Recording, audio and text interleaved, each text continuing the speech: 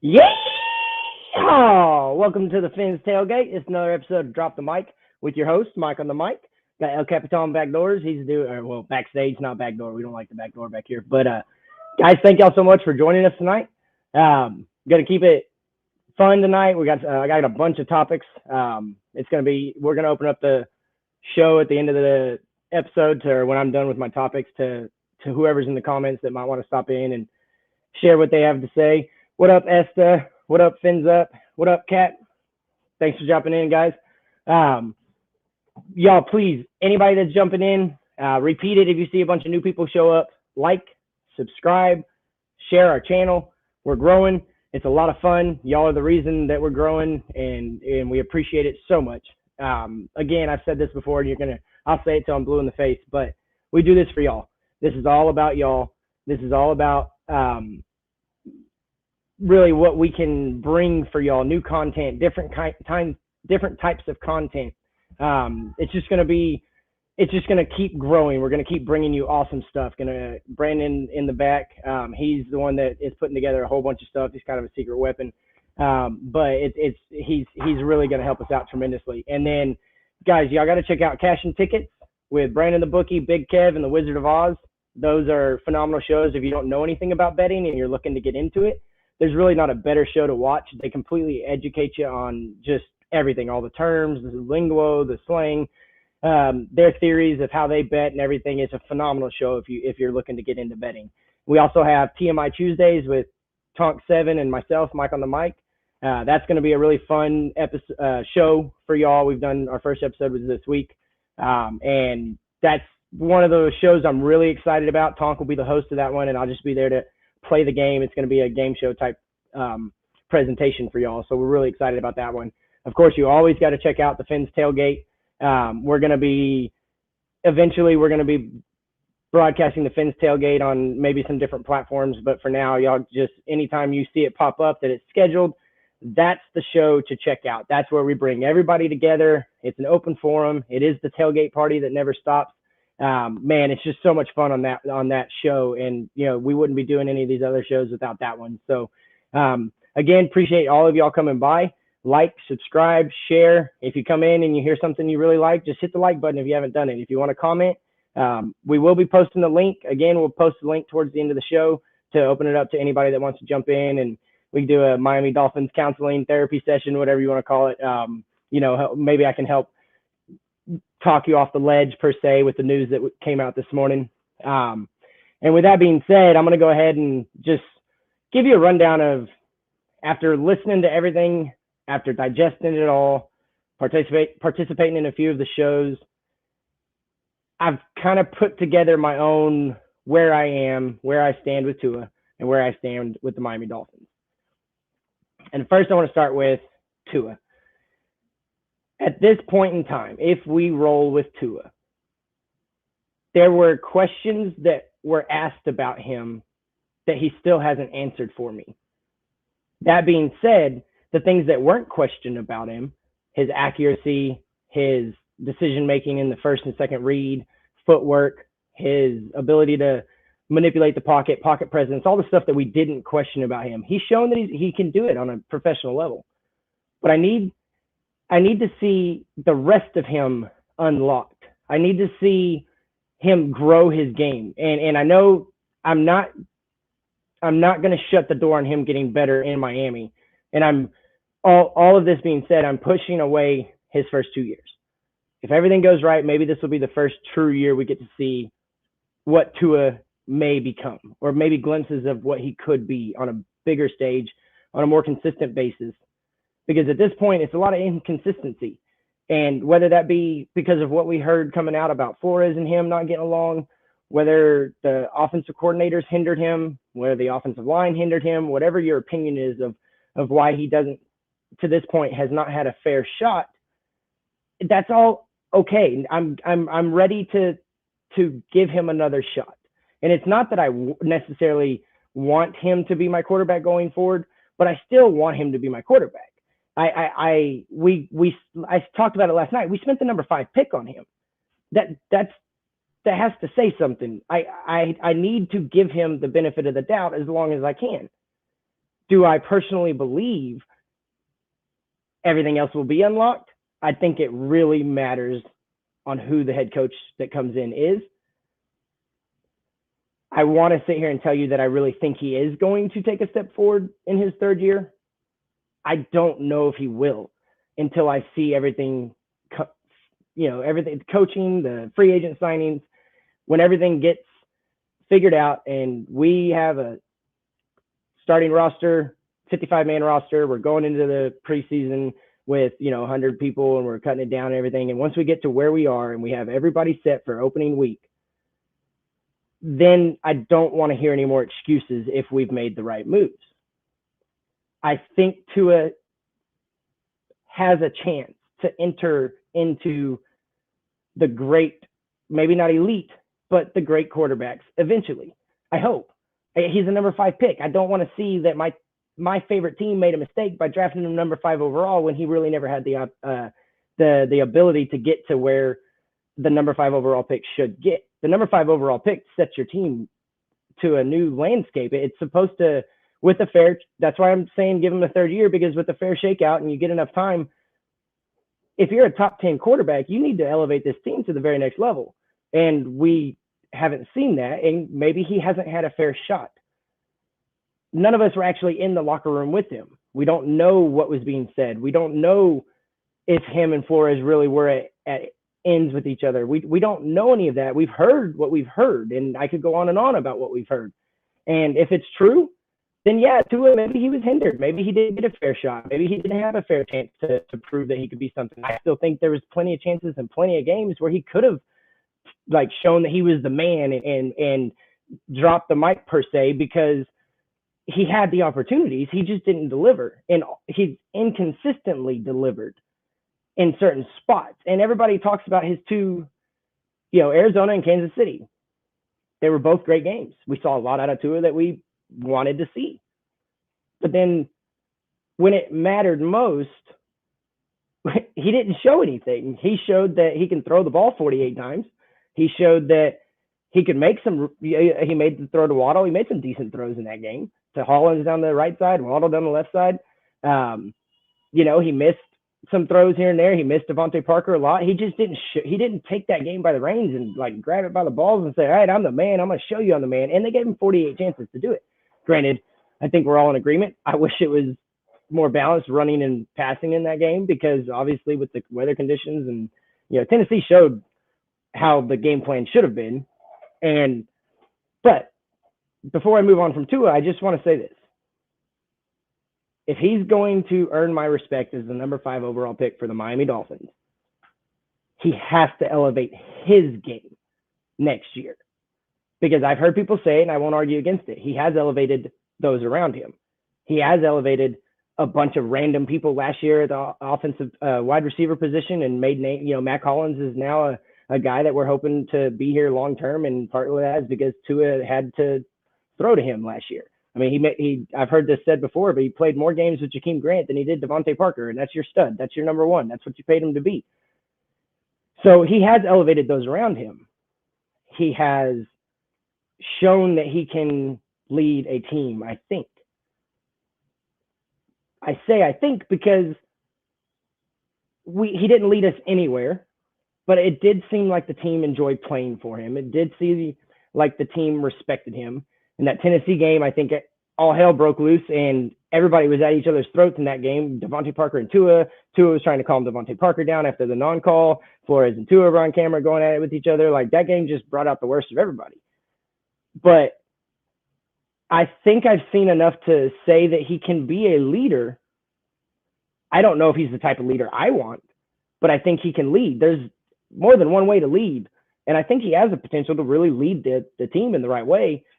And I don't know if it's my way that I want my alpha dog to lead my team, but I'm not going to say he can't or he hasn't to this point in his young career. But I need to see him elevate himself. I need to see more consistency. And whether that's bringing in a coach that knows him in Dabble, maybe that's bringing in an offensive guru and Mike McDaniels, maybe that's Doug Peterson, maybe that, he turned Wentz into an MVP candidate and won a Super Bowl with Nick Foles, so maybe he can do it. Eric Bieniemy, I mean, he's been a hot name for 2 or 3 years now when head coaching vacancies have come up. Obviously, he's done some great things in Kansas City and learned from one of the most innovative offensive minds in football, and Andy Reid. So I don't mind any of them. I don't know if I want any of them as my head coach, but I'm going to get to that in a second. Somebody has to come in here and unlock Tua, whether it's the head coach or the staff that man puts together. Obviously, to this point, everybody that has had the chance in the NFL with him has not really unlocked him. He's still handcuffed. He's still in a shell. He hasn't. I don't think we've seen him break out of his shell yet. And I want to see what that looks like. Whether it's a turnover machine like Jameis Winston, or he's who we wanted him to be, and who some of us thought he was going to be, and who some of us think he may still be. But I need somebody to come in here and unlock him. So that's where I stand on Tua. I want to give him a third year if we have to. I'm okay with it. News came out this morning that we're going to roll with them. You know, at this point in time, I feel like it's all smoke and mirrors anyways because of the business side of things, and the front office is moving their chess pieces around, and the rest of the NFL is watching to see what Miami is going to do, and then what Chicago and Houston and all of them are going to do. But I think I'll be okay watching Tua for one more year and giving him another chance to wow me, giving him another chance to make me say he was worth the number 5 overall pick. I want to be able to say that about Tua. He has to change my mind because at this point, I do not believe he was worth the number 5 overall pick. And I think the Miami Dolphin organization made a mistake drafting him there. But regardless of who you wanted them to take, to this point, my humble opinion, not really knowing much more than those of y'all watching, is that we might have made a mistake taking him at number 5 overall.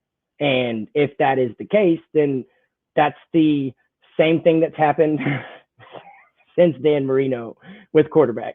We keep making the same mistake.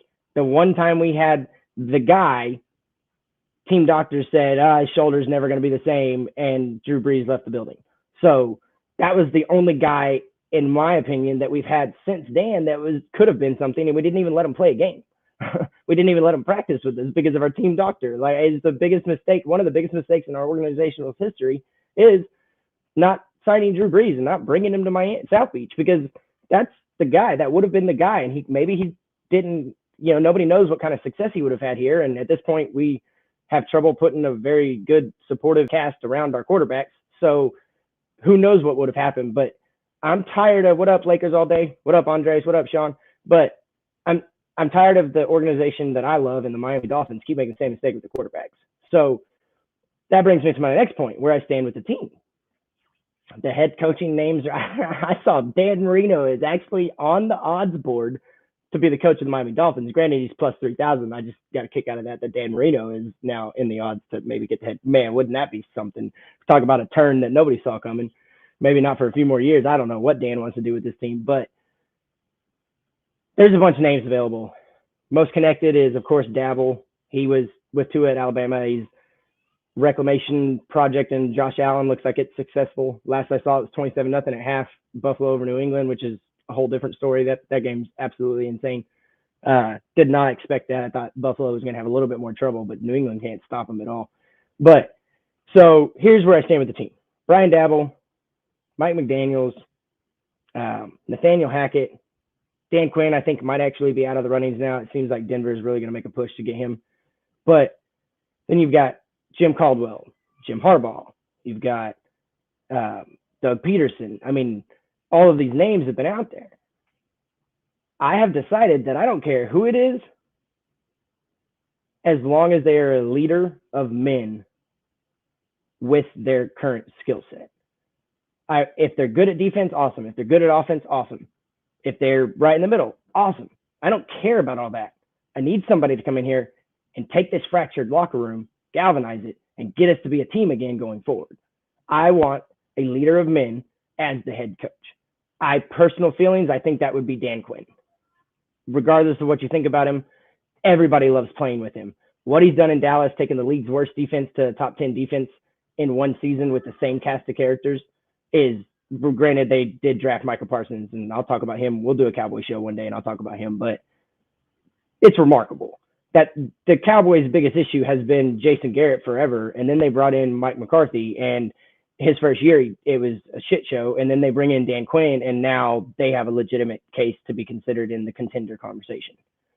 I would love to see him do what he did in Atlanta, in Miami, what he's doing in Dallas, in Miami.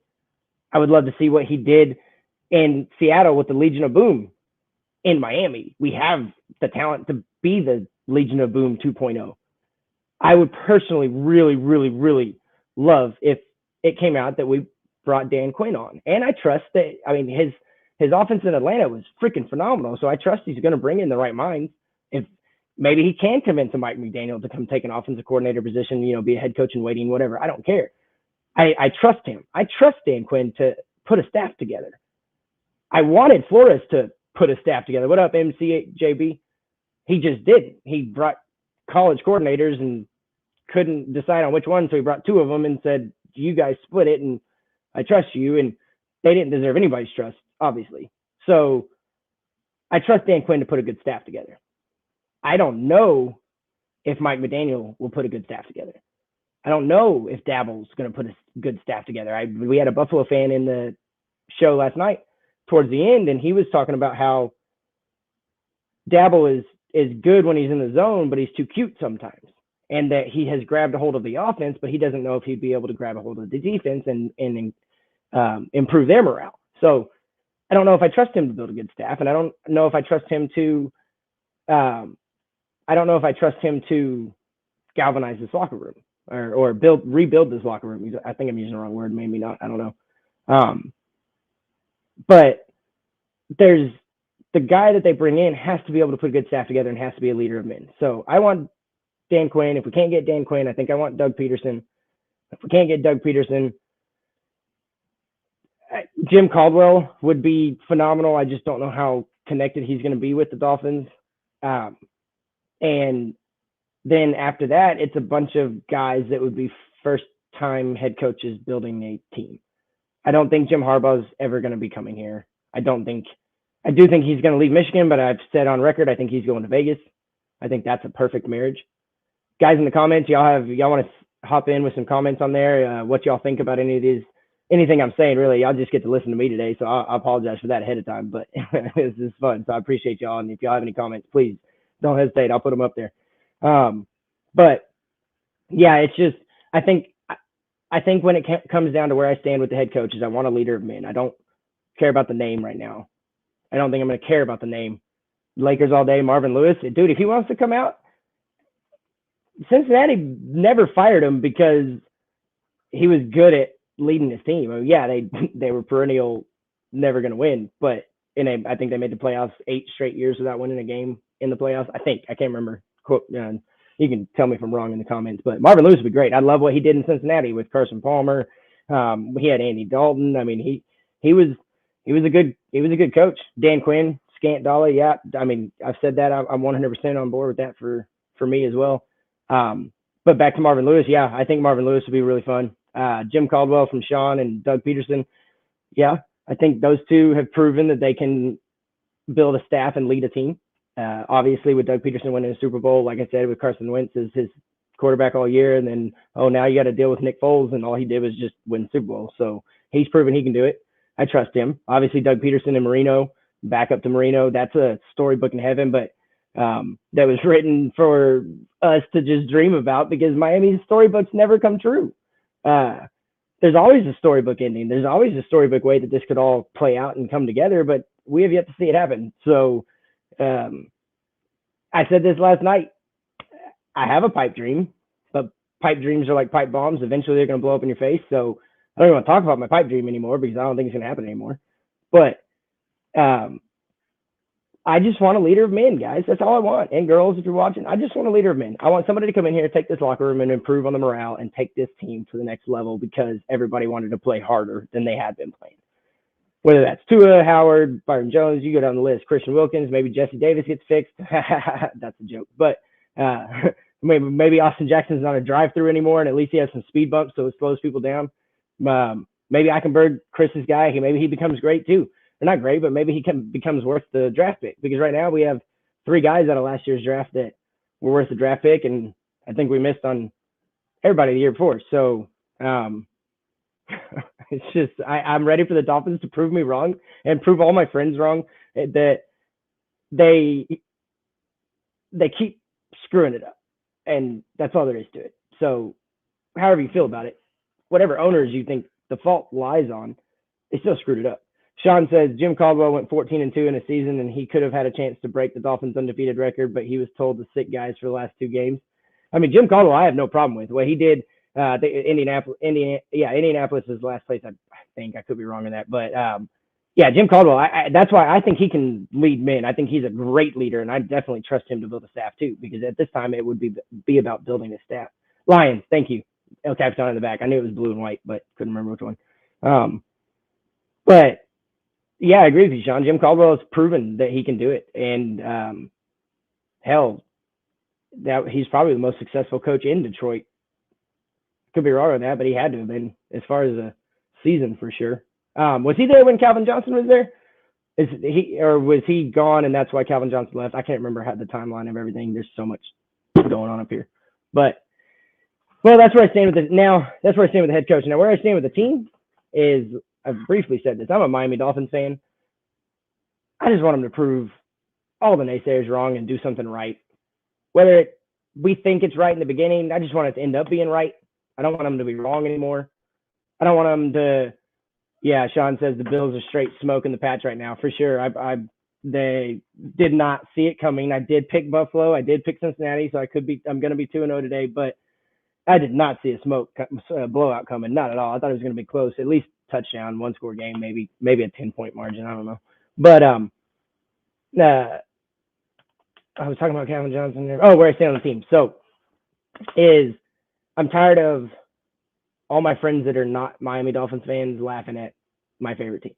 I'm tired of us getting laughed at in the national media. I'm tired of the local media maybe laughing at us whenever something just happens to go wrong, because it seems like it always goes wrong. It's been 20 years of mediocrity and one playoff appearance with Tannehill, and in recent memory, that's pretty much the only ones that mattered. I mean, we had even the heydays, man. We had Jason Taylor, Zach Thomas, Patrick Surtain, Sam Madison. I mean, we had so many players on the defense and just never had the offense to really complement it. And it's the same thing again. We got a great defense with Wilkins and Davis and Ogba and Phillips and Howard and Jones and Holland. I mean, and then, Baker, for what he lacks, he's still really fast and hits people really hard. And he won AFC Player of the Month for a reason. But we have another really good defense with an offense that can't keep up. It doesn't complement it. And it's kind of what we've been used to. When Dan was here, we had an offense that was great and a defense that didn't complement it. So we've always been stuck on either side since Shula. Even Jimmy Johnson, I mean, we still never won. It just stinks. I'm ready for my team to get back on. Sean says, facts, bro. I'm tired. We can't get things right. It's like, dang, bro. Yeah, for real, man. Fins Up says it's still going to happen until you get an elite QB. Sorry, Mike, but it is what it is. And I agree with you, bro. Like, I thought, I'm not going to lie to you. At the number 5 overall pick, that's supposed to be your elite QB. It's supposed to be your elite QB. Tannehill at 7 was supposed to be your elite QB. Granted, he had 2 years of collegiate experience as a quarterback. They're supposed to be elite. I don't even care. You get lucky with the Tom Brady or an Aaron Rodgers that falls to 26. Whatever made him fall in the draft, you get lucky every now and then. You get an elite guy that you didn't see coming. But when you pick a top 10 pick as your quarterback, that's supposed to be your elite QB. We keep getting it wrong. And it's just again and again and again. Really only 2 that I can remember that really stand out are Tannehill and Tua. But obviously Jay Fiedler didn't work out. Chad Henne didn't work out. Dante Culpepper didn't work out. I mean, God, those are the shitty days being a fan. Sean and Lakers all day agree with Fins Up that until we get an elite QB, it's going to be the same. I mean, I'm right there with you, man. But, I just want the team to get it right finally. So whether that's Chris Grier proving Chris El Capitan correct that he's a snake and he has what it takes to do what needs to be done to get past this it's the the wall at the end of the world in Game of Thrones. It's all it is. It's the ice wall. But we need to get past it. Can he build a team good enough to win on both sides of the ball? That's from El Capitan in the back. Are the owner and GM messing things up? Dude, I don't know. I'm sorry, bro. It's just spill it out tonight. But yeah, Lakers all day. Are the owner and GM messing things up? I mean, obviously, I'm not going to take the words supposedly out of Flores' mouth, but they are the two common denominators since they've both been here. It's a revolving door of everybody else. So maybe they are the problem, but that doesn't change until Ross steps down, and maybe Garfinkel can get in there and do what he can do and save something. But right now, I wish I'm an optimistic guy. I live in the positive. I live in the positive energy. I'm all about positivity. I'm not optimistic about us right now, and I want to be optimistic. I really do. But right now, like, the reason I'm not optimistic is because Tua hasn't shown me enough to be optimistic, but neither has Ross or Grier. Neither did Flores. I mean, Flores had me optimistic for the first time in I can't tell you how long. After that 10-6 season, I thought, dude, we're going to do this next year. Like, we are really going to do this next year. I got faith that this is going to happen. And then once again, I get, fall flat on my face. Sean wants to know, in my opinion, why do you think we can't get it right, bro? And man, people talk about curses forever and ever and ever in sports. The Greg Bambino, the Red Sox guy that was at first base, can't remember his name right now, I'll remember later. But there's always a curse in sports. And right now, I think our curse is passing on Drew Brees. I really believe it. I think I don't know what it's going to take to get it right, because we've been through multiple owners. We've been through multiple GMs. We've obviously gone through a million head coaches, a million quarterbacks. We've gone through having great running backs, Ricky Williams. I mean, I remember when we got Ronnie Brown, and I mean, the Cadillac Williams, those two at Auburn were so much fun to watch. And then they come to the pros, and, it was fun. We always get those studs on. That's one good thing about the Dolphins, is we haven't been as stud starved as Detroit or Minnesota or other ones. But El Capitan, you just switched where I was going, and now I'm gonna get a little of my mind spinning. So I'm gonna free flow some an idea really quick. Passing on Brees was the biggest mistake in my lifetime that the organization made, by all accounts. Tua and ears, man, they've got me scared that if we pass on Tua, maybe it's gonna be the same damn thing. And what's to change my mind on that? Because if we do pass on Tua and he does go somewhere that tweaks his mechanics and shows and unlocks him, as I've said, yeah, dude, we're going to be right where we were going, oh, crap, what could have been? And I don't want to be there. But, Lakers all day says that's why we should have kept Flores. It's the owner and GM. They don't listen to the head coach. Yeah, I mean, that's proven too. They're consistent. I mean, well, Gase and Flores were both talked about butting heads with the ownership and Grier. So, whether it's all true or not, we're not in there. Maybe one day one of us here will be able to be in the room and tell you without telling you what's going on. But I hate to say this, but it all boils down to Ross. And maybe until Ross, we're young enough now to where if Ross, maybe it's this year, maybe it's next year. If he steps down, supposedly the team's already sold, and if he steps down and lets somebody else run it, maybe, pardon me, let me take a water. Maybe then the trajectory changes for the Dolphins. But right now we've been doing this, and then, we do this, and then we kind of go up past the median, and then we stick back on the median, and then we drop down again. And right now, we're obviously on a decline. The national media is laughing at us for firing Flores, and, what we've heard about Flores and what happened in the locker room, if it happened, I can't say I disagree with Ross and Grier from a business perspective. Ross signs the checks. I'm definitely not going to try to tell him that he was wrong. He signs the checks for my favorite team. Maybe we can think he was wrong, but at the end of the day, it don't matter. he signs the checks. So if you disrespect, and so I've fired people. I've been in management. I've fired people for insubordination, and that's the one thing that I don't tolerate. And El Capitan says it's rough out there for any fans that has a critique about Tua, and it is. But I'd I'd like to think I'm on the middle road because I do see what they talk about, the Tuaneers or Tuanon, whatever you want to call them, really just the fans of Tua. I can see what they're talking about. I'm not going to disagree with them. There has been glimpses, there's been flash in the pans of greatness from Tua. But and I say greatness and I mean it. He has made 10 to 15 throws that were elite, and he's had some moments that were elite, but not consistent enough. So I do agree with all the Tua lovers that on what they're saying. I don't agree from their perspective. I see the talent. I see what they say on tape, and you can't argue with it. But there's not enough of it on tape. That's my problem. There's no consistency at all on tape from Tua. He consistently is inconsistent, and he consistently lets us down. Those of us that can see past just him and see what the team is doing and see how he's affecting the team, we see him consistently letting us down. And then, I mean, myself included, I'll never forget last year watching him thread a needle to Devontae Parker. Devontae Parker had his little pocket ready to catch the ball and didn't even turn back, and the ball just ended up in the Parker's pocket, and there was a touchdown. And I was like, see, like, that's a pretty good throw. And then, some of the deep throws to Waddle, the one to Mack Hollins, when he steps into it and it looks good from the bottom down, bottom to the top, his mechanics look, he steps into it. You can see the torque. You can see the tension. He has made some really, really, really great throws. Just not enough of them from a number 5 overall pick. And I think that's why maybe I won't get pitchforked from people that critique Tua, because my whole issue is that he was the number 5 overall pick. I like the kid. And I think, if he was on any other team and they hadn't taken him in the top 10, I don't know if he'd be getting as hard of a time. I mean, there's been some quarterback-starved teams for a long time. Lakers All Day says, how many seasons does Baker have with the Browns? He's a free agent. No. This should be his 5th.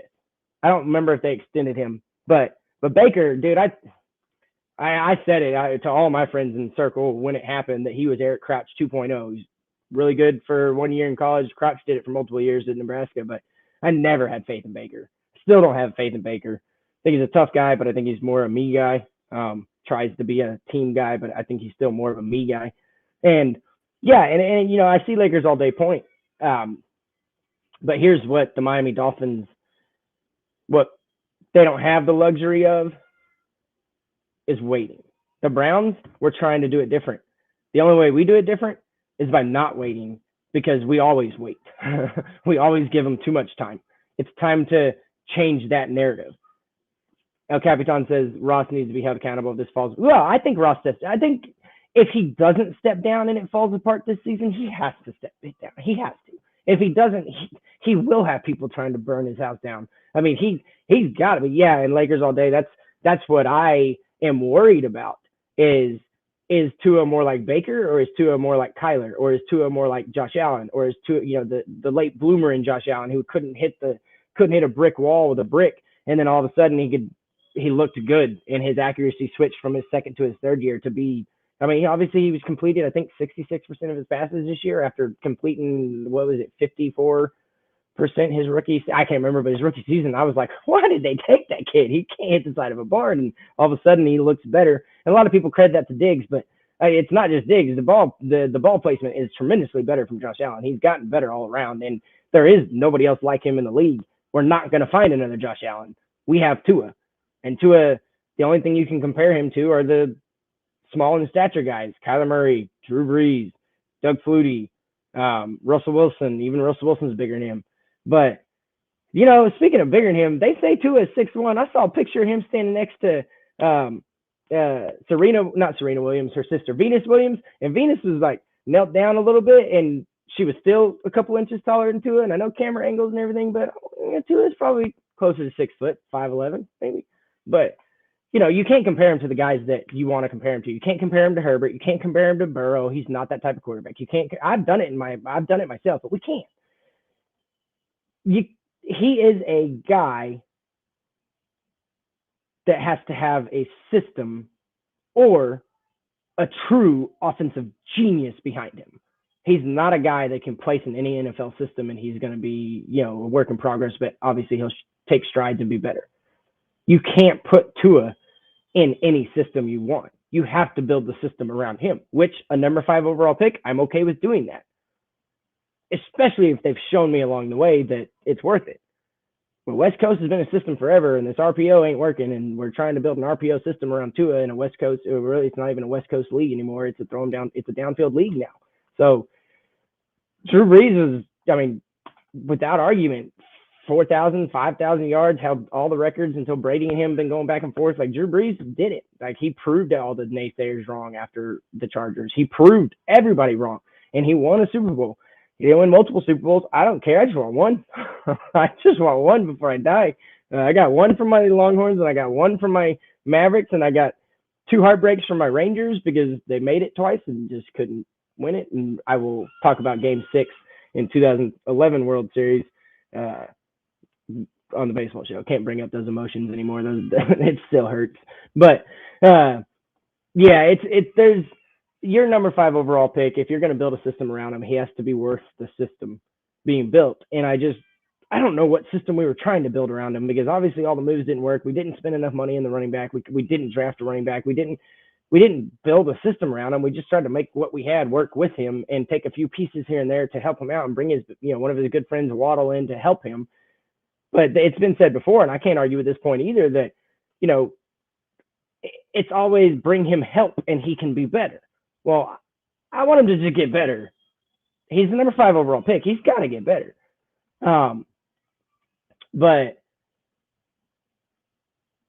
yeah, for sure. El Capitan, here in a minute. That'll get me. We'll transition to the next topic, and that'll be I'll say a little bit about that video, and then we'll bring it back at the end of the show. But if Tua is going to be better, he has to show improvement in his own game, not improving those games around him, the players around him's game. I want him to show me in the offseason. I want to see nothing about other than Tua putting in work. Tua's putting in work. Tua's putting in work. Tua's putting in work. If he's playing golf, then it's off-season, whatever. If he takes a couple of days off here in the off-season, fine. But I'm sorry, you're getting paid millions of dollars. It's a 365-day job, 7 days a week. You're getting paid millions of dollars. Unless you get told to take a vacation, you should probably be in the gym. And even if you're on vacation, you should still be in the gym. Sean says, but he's not, bro. He's the owner.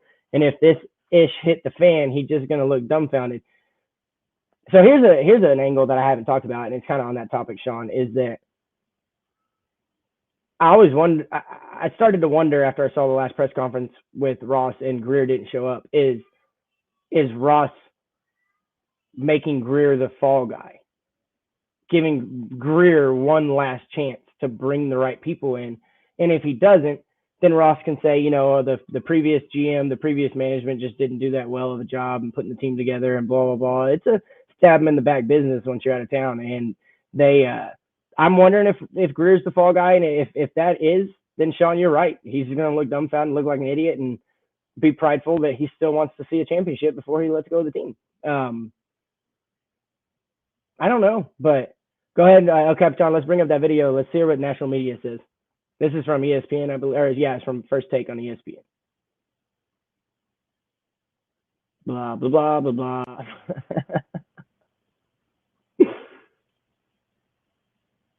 What do you think is the future for Tua? You think he's the long-term answer for the Dolphins? I don't. And I hate to say that because I sat here a couple of years ago extolling his virtues because I believed in him. But ultimately, some of the same issues that befell him in college are bothering him in the pros to even a larger degree. So I'm an analyst in college football. I love the NFL. I'm not as smart as well. Nobody's as smart as Keyshawn Johnson. So I'd be looking around down in Miami. Yeah, I think they are going to take a look, Paul and Jeff. Right now he's there, but if something comes along that's better, they're certainly going to move on for him. Pause that. Is Deshaun Watson better? A clear indication. You mentioned Charlie. Pause it. So this is what I've been saying for a minute. You don't have to bring me up because I'm going to get right back to the video. It won't only take me 30 seconds. But is that if somebody better becomes available, well, there's obviously it says we're out of the running for Watson still, might be smoke and mirrors, but if somebody better comes along, well, this isn't an off season where, by all accounts, there's Russell Wilson, Aaron Rodgers, and Deshaun Watson that are going to be available, and those are better. So I agree with Keyshawn. If there are better people available, you got to take a shot. So regardless of what you think, go ahead and hit play, El Capitan. Deshaun Watson, it tells you right then and there, Yes. Brian Flores was basically Deshaun Watson basically helped Flores see the door because they couldn't acquire him based on a number of things. And that's what Flores wanted to do. Chris Grier obviously wasn't on board as much as we have thought. And now look where the Miami Dolphins are. They're going to be looking for a quarterback real soon come free agency. Yeah, listen, I could agree with you more. Like this is really what probably sent Flores packing and Keyshawn, you just said it. Like Chris Grier believes that Tua's the guy, but what's crazy to me is he had to beat out Ryan Fitzpatrick. Fitzpatrick was playing good, and they basically handed him the job, which you feel like probably came down from the top.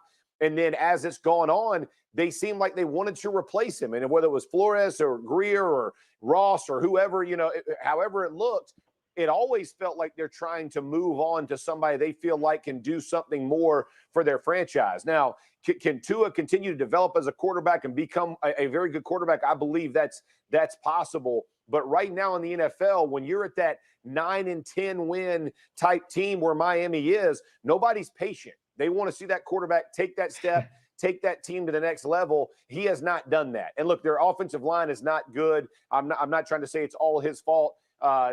They do have good positions around him with speed, but that offensive line has to get better for any quarterback.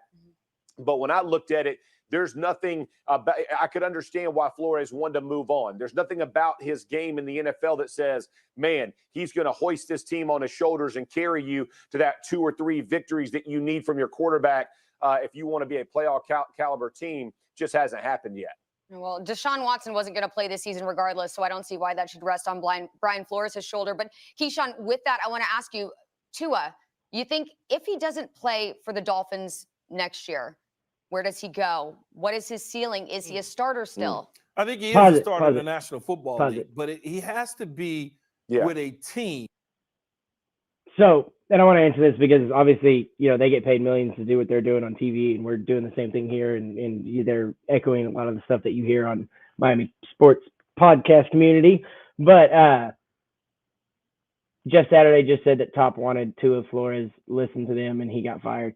But if Tua's not with Miami, my fear is tangible because it's happened, is that he is going to go somewhere that does what's needed to unlock Tua. And, a couple good places. Man, the Saints just look, not just like, hey, give us Sean Payton, but the Saints and Sean Payton and Tua, to me, seemed like a perfect marriage. And somehow you could ship him off to, Tannehill, the same thing when he went to, he's in Tennessee tearing it up now. But I think, for me, if Tua goes somewhere, the only place he can go and be successful, in my opinion, is underneath a Sean Payton or a Sean McVay. And I say Sean McVay because I watched Jared Goff's last game in college against Air Force at the Armed Forces Bowl, and I watched him not be able to throw the out route, and he could not get it there. It was undercut 6 or 7 times. But McVay took a guy with a noodle arm like Tua, and they were a good team.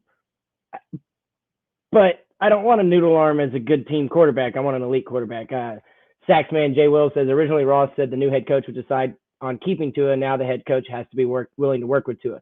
And I do want to touch on that before we hit play, and then we'll let this play for a little bit longer. But, I think it was, who else said it?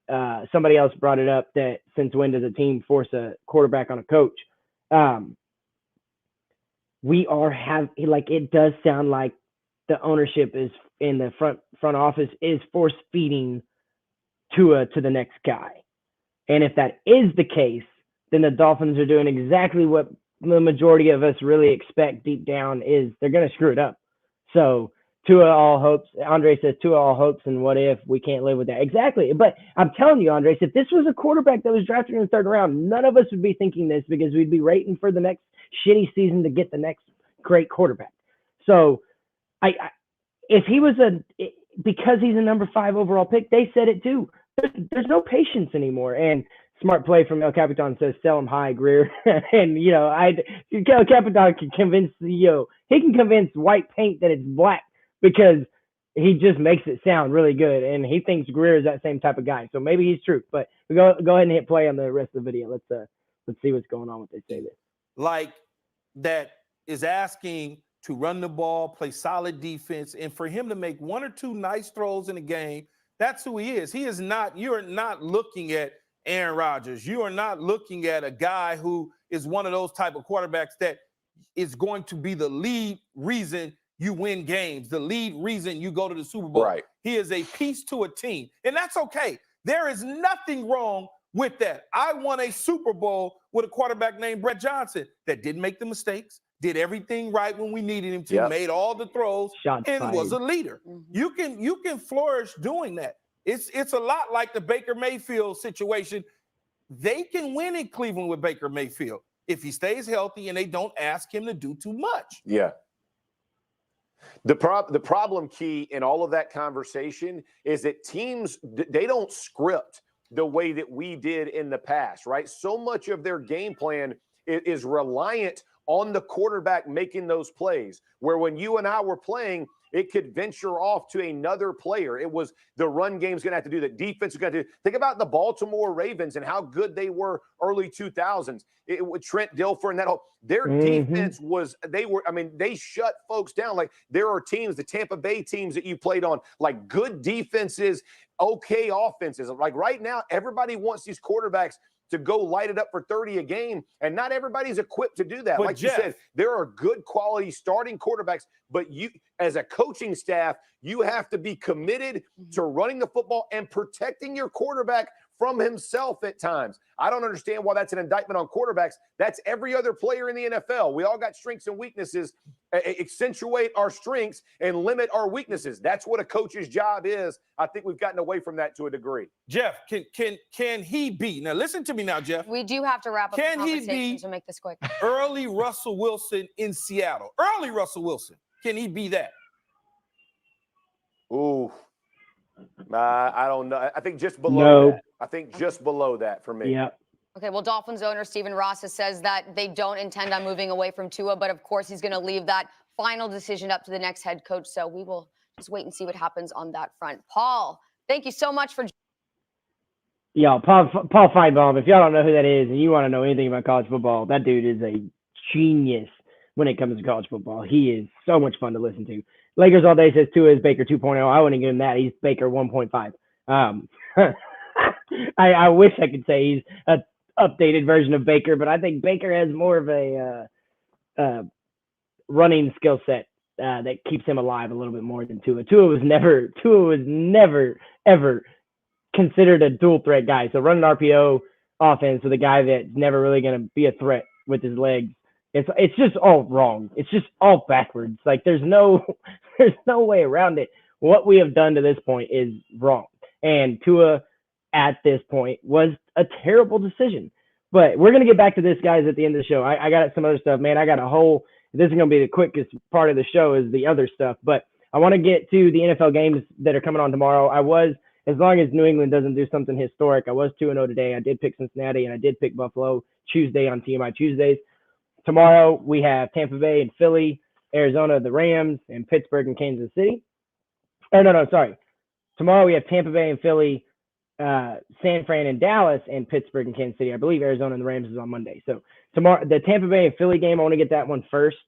Man, I got a sneaky feeling. I'm not a betting guy per se. I play DraftKings, but yeah, Sean says for them to put their jobs on the line for this guy is crazy, bro. I 100% agree with you. I promise you, we will revolve right back around to this. But y'all bear with me and let me give you some around the NFL and around the sports world stuff. What up, Batman? You got to get to see all kinds of stuff now. You just missed 50 minutes of Tua talk, but Tua in Miami and Ross and Grier and all of it involved. But I'm going down some other stuff I got planned for tonight, Batman. Stick with me. We're going to get back around, open the mic up at the end of the show. Those of you that are new and didn't get to hear it at the beginning, please like, subscribe, share us. I can't get in there and see how many likes we have, but for the amount of people we have commenting, we should have at least 5 or 6 of them in there. I hope we get to 30. That'd be great. But please, guys, like, subscribe, and share. It may seem like I'm begging for it, but we are. Like we're trying to get to the same place Miami Sports Fanatics and everybody else has gotten. We're brand new. We're about a month and a half, 2 months old, and we're hitting the pavement for y'all. And all it takes is a like, a subscribe, and a share. So thank y'all so much for being here. Again, Batman, thanks for showing up. But Tampa Bay and Philly, this is the only game that I think has a slight chance to be a upset. And let me tell you why. Philadelphia, since they decided that they have a running back at quarterback, so let's just run the football, they have been a dominant running team. I believe they finished first in the NFL with 2,700 yards rushing, and they had 25 touchdowns. That's a hell of a season running the football. And partially it is because they do have a running back playing quarterback. Prove me wrong on that, and I'll love it. Mike Gesicki threw not a perfect pass, but he threw a Jalen Hurts type pass in the triple coverage. I think anybody can throw the passes Hurts throws. He's a running back. I think they could upset Tampa Bay, but here's why I don't think it's going to happen: is good defense in the playoffs usually is going to win out over the good offense unless it's an elite offense. Philadelphia is elite at running the ball. If Tampa Bay has a bad day on D and they can't stop them and they average 4.5 to 5 yards a game, then I think there's a chance there that it might swing the tide, because Brady's hurting for weapons. He's got Evans left. Even Grayson's out now. He's got Evans and Gronkowski. Fournette might play. Ronald Jones is out. Brady has shown that he can do it with a bunch of nobodies because he did it in New England. Throwing to wide open guys all the time ain't hard, but he is the GOAT. I'm not going to argue with that. But he doesn't have the guys anymore. So there's a small part of me that thinks I got that pick wrong when I picked Tampa Bay. I think Philadelphia, if they keep it close going into halftime, and the game never gets away. If Tampa Bay doesn't get a 2-score lead, I think that game comes down to the fourth quarter and maybe who has the ball last. I want to get to Pittsburgh and Kansas City. So for the record, I do have Tampa Bay beating Philly. Pittsburgh versus Kansas City for me is the most boring game of the weekend. I don't think there's anything. Pittsburgh's their 32nd run defense, their 29th run offense. They're just bad. Big Ben sucks. He's just an older version of Tua at this point in his career. He used to be good, but Tua is not a younger version of Ben, because Ben actually had a cannon. But I just think that game's going to be boring because Kansas City's going to get out to a big lead. They're on a mission. They're pissed off they lost to Cincinnati. They're going to come out. They're going to go ham. So I do have Kansas City rolling all over Pittsburgh. For where I live, the most interesting game of tomorrow is definitely San Fran and Dallas for me. For those of you who don't know, I am in Texas. I've got all my Texas stuff. I've been in DFW since 2007 is when I came back. No, 2008. So I've been back since 2008. Love my Miami Dolphins. I've ride or die with them since I was born. Grew up in Germany. We are going to do a fan origin story series this summer, and I'm going to give you all kinds of insight of how I became who I am now. Where did Mike on the Mic come from? All that kind of stuff. So look forward to that series this summer. It's going to be a lot of fun. The San Fran Dallas game, because I do not root for Dallas, part of me thinks that this is going to be a lot closer game because they're just like Miami. They haven't shown, I mean, they've had their glimpses, but they haven't shown that they can win the whole thing, and they've shown that they can collapse in the playoffs. I think Dak is a little bit different. I think Dak Prescott's leadership skills are off the charts. I think they have a solid running game and a 1-2 punch with Ezekiel Elliott and Tony Pollard. Their offensive line looks like it might be healthy. I'm not sure about Tyron Smith, the all-world left tackle, but even if not, Terrence Still's been playing good. They've got Tyler Biotic at center. They've got Zach Martin at right guard, and they've got LSU boy, I can't remember his name now, but their offensive line looks like it's healthy. Dalton Schultz and Blake Jarwin playing well. CeeDee Lamb and Amari Cooper are phenomenal. They've got Cedric Wilson, Brian Daboll interview for Miami in Chicago tomorrow. They've got Cedric Wilson. Dak's kind of put him on the charts lately. San Fran, though, they got Deebo Samuel. They've got Elijah Mitchell, who burst onto the scene this year at running back. What's his Samuel's running partner? I'll remember his name a little bit. Brandon Ayuk. They've got George Kittle back. If you look at it on paper for me and being an unbiased opinion about the game, is Dallas should roll with this game. San Francisco has won games being kind of, I don't really consider lucky, but they've won games because of being fortunate in certain situations. Dallas, the first 6 games of the year, I mean, when they opening night, they took it to Tampa Bay, and Tampa Bay was fully healthy. And so, granted, it was first game of the year, but Brady doesn't like getting shown up on the first game of the year, and Dak had a better game than he did. So, at the end of the day, he didn't because they lost, so I can't say that. But I really think Dallas is going to roll. I do have them winning against San Francisco. The only thing I can say that my honest opinion, that if Dallas goes out tomorrow and handles San Fran like they should by winning by 14, 2 scores, 14 to 20 points. Dallas goes out and wins by 14 to 20 points. Defense looks good. They hold San Fran to 17 points. I'm telling you right now, my pick to win the Super Bowl is Dallas, but I have to see this first game. Right now, if I was a betting guy, I think I'd still put my money on Dallas because Sean asked, did you know Miami hired Flores after having a successful season with New England? Do you think Miami will do it again with Brian Daboll? Yeah, I do, because that's what they keep doing. First-year head coaches that just had a really good season offensive coordinating or defensive coordinating. So I have Dallas over San Fran. If Dallas comes out and blows out San Francisco, then I do believe that Dallas is my Super Bowl favorite. And then Monday night, you got Arizona and Los Angeles, and by the numbers, that's my only upset pick. Kind of a boring pick for the first round for me, but I do have Arizona beating the Rams. I just, the Rams they're really good pass defense. Their run defense is 6th. Their pass defense is actually 22nd. So if they're liable, it's right there. They do have Jalen Ramsey, who's a stud. But Arizona's got Kyler Murray, and Kyler Murray's a game changer no matter how you chop it. Put him on the field. He's probably going to be the fastest person on the field. His acceleration is off the charts. He does have a cannon, former baseball player. He was drafted by the Oakland Athletics, and they paid him money and still let him go play football. So that's pretty interesting about Kyler Murray.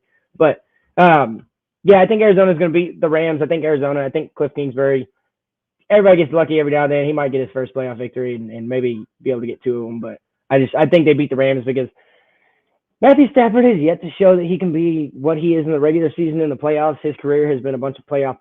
And so I think, if he can show up, maybe they'll put on a good game. Maybe they'll keep it close. Ultimately, I still think Arizona wins on Monday night. So, but that's my NFL picks for the rest of the weekend. Again, I was 2-0 today, barring a monumental, historic comeback by New England. I had Cincinnati beating the Vegas, and I had Buffalo beating New England.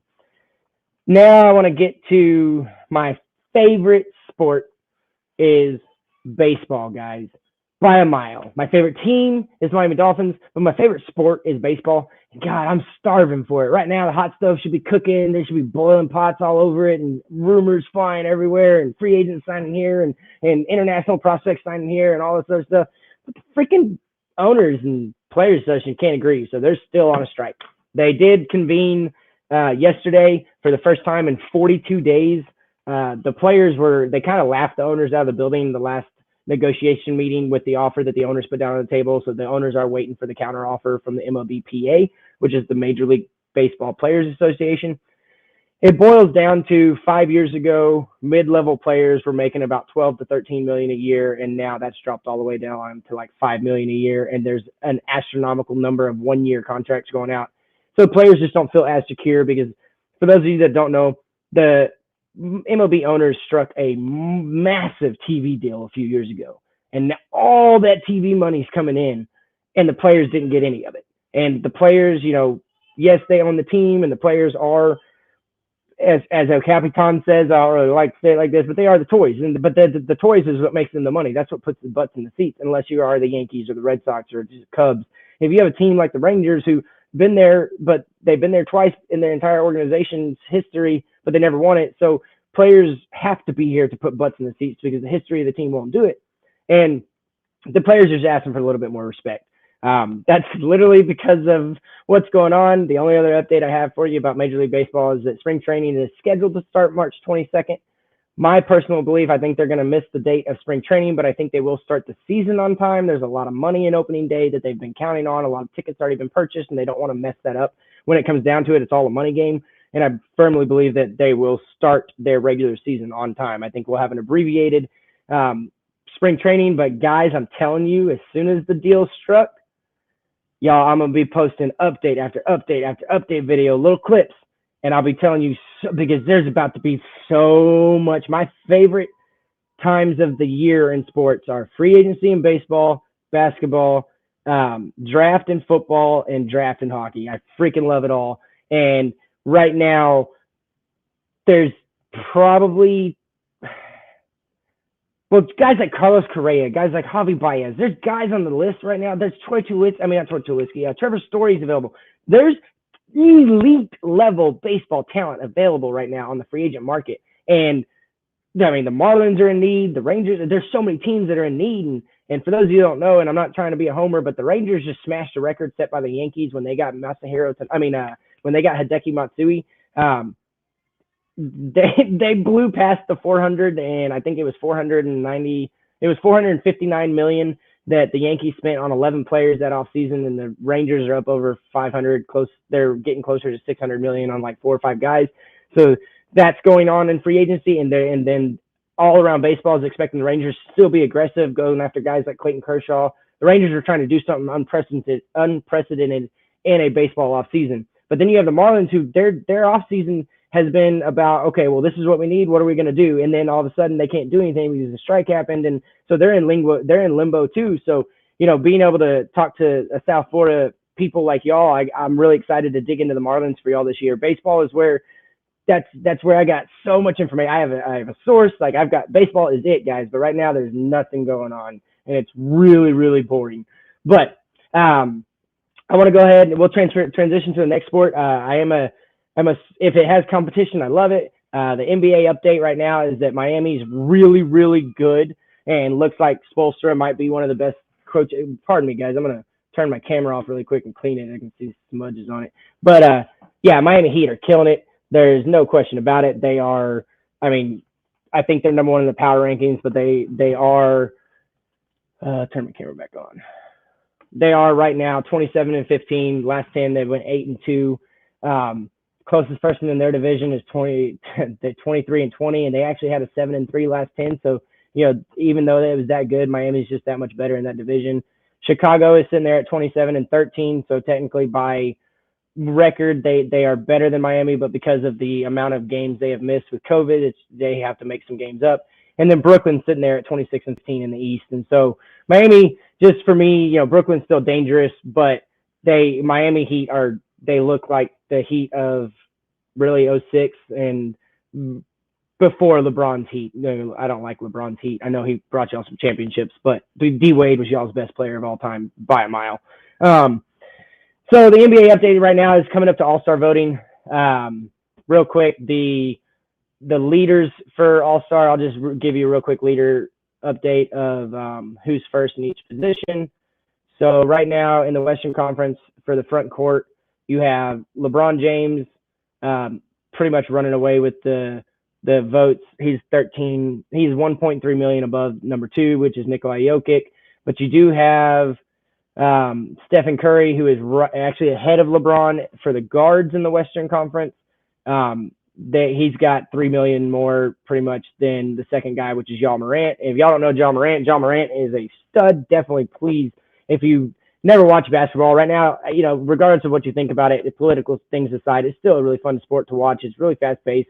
And if you're not a basketball fan and you haven't got to see Ja Morant play, there's a clip that happened, I think it was 3 or 4 days ago. It might be one of the best blocks I've ever seen. And he's not a big guy. And he soars into the air, both hands wide over. Guy just shot it and he took it off the backboard and before it hit it and came down with it. Phenomenal block. But Ja Morant's really fun. So he's second as far as the Western Conference backcourt, the guards, as far as All-Star votes.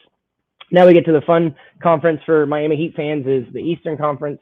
With the front court right now, you have Jimmy Butler sitting in 5th place for overall votes. Kevin Durant is leading up in Brooklyn, and Giannis Antetokounmpo is close on his heels. And then Bam Adebayo sits at 7.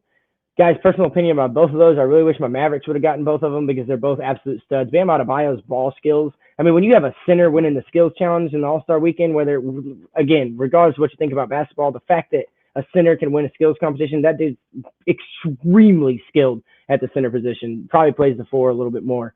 But, oh, sweet. Yeah, go ahead, El Capitan. Bring up that block because y'all got to watch this. I want to get back to Ja Morant. I just got to show you this block. It was one of my favorite I've ever seen.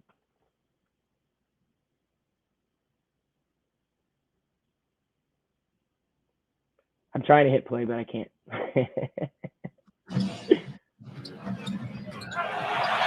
Avery Bradley with the deflection against Bang. Oh my God! What an incredible! I mean, guys, honestly, let him show it again. It starts with a turnover, but look at this, guys. Bain's the initial defender, and he blocks it with two hands. And almost That is grabbed it off the absurd. glass. Like, he's a guard. You can take off screen. Real Don't need- play by John Moran. I mean, unreal is right. This guy, just look where he is when he catches it at the top of the square, the box on the backboard. Look at his hands. I was hoping you didn't notice Lakers all day. I really was hoping you didn't notice, Bubba. But phenomenal play, guys. I'm a fan of all sports, and basketball is really fun. So back to the All-Star voting in the Eastern Conference. As far as the guards, so your front court, you're the only two guys that Miami really has in it is Jimmy Butler and Bam Adebayo. As far as the guards, I'm actually shocked that Hero's not on there because he has had a good season. He is on and off. His wife is whatever. But I get my wife's back there. I won't get too much trouble. But yeah, so the All-Star votes, that's the only really big thing coming up. Basketball season doesn't matter to the playoffs. You just kind of figure out where you fit in the standings. They have this new play-in tournament. It's kind of like when NASCAR decided to do Race to the Chase. They do this play-in tournament now, so they give more teams an opportunity to get in and make a run, which is cool. I get it. I mean, basketball is a crazy sport. Back in the day, not back in the day, early 2000s, late 90s, the refs had a lot to do with basketball results, and it soured a lot of people, and so a lot of people moved off of basketball. Their political stance, a lot of people moved off of basketball. I still love the game of basketball. I try to watch sports without the political side of things because I really enjoy the game of basketball. I'll share that in my origin story.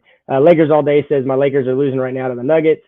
Honestly, getting Rondo out was great, but my opinion with the Lakers is they got too many heads that want the ball, too many guys that I'm not a believer that more than three supposed all-stars can play well together unless one of them is on the downside of his career and he's a support player and the other guy's not willing to have or doesn't need the ball all in his face. Yeah, James effect. But he brought Miami championship. Like, I don't think LeBron James is a top 10 player of all time, period. I'll go on that when I get into my basketball podcast. But guys, right now basketball it's trying really hard to not be such a wussy sport. All the flopping, and it's the James effect. I mean, I remember basketball before LeBron James, and I didn't remember as much flopping back then. It wasn't publicized, and the calls and screaming and yelling at refs and demeaning them and trying to get calls. Like, I just didn't see it before LeBron James. I don't remember it. I know it happens. I know there's been some amazing, Charles Barkley. You can go down the list of guys that had crazy attitudes. Dennis Rodman, Ron Artest, Meta World Peace. Sorry, but it happened, but it wasn't like it is now. Now it's they're actually calling a foul for flopping. It should have never gotten to that point. Lakers all day says we need to fire someone and trade some players, fire the coach. Lakers are in a bad spot because all your guys are old. Anthony Davis, I love him. I think he's a top 5. It's probably I'd say a top 11 power forward all time already. He's he's extremely skilled. I don't know if a lot of y'all know this about Anthony Davis.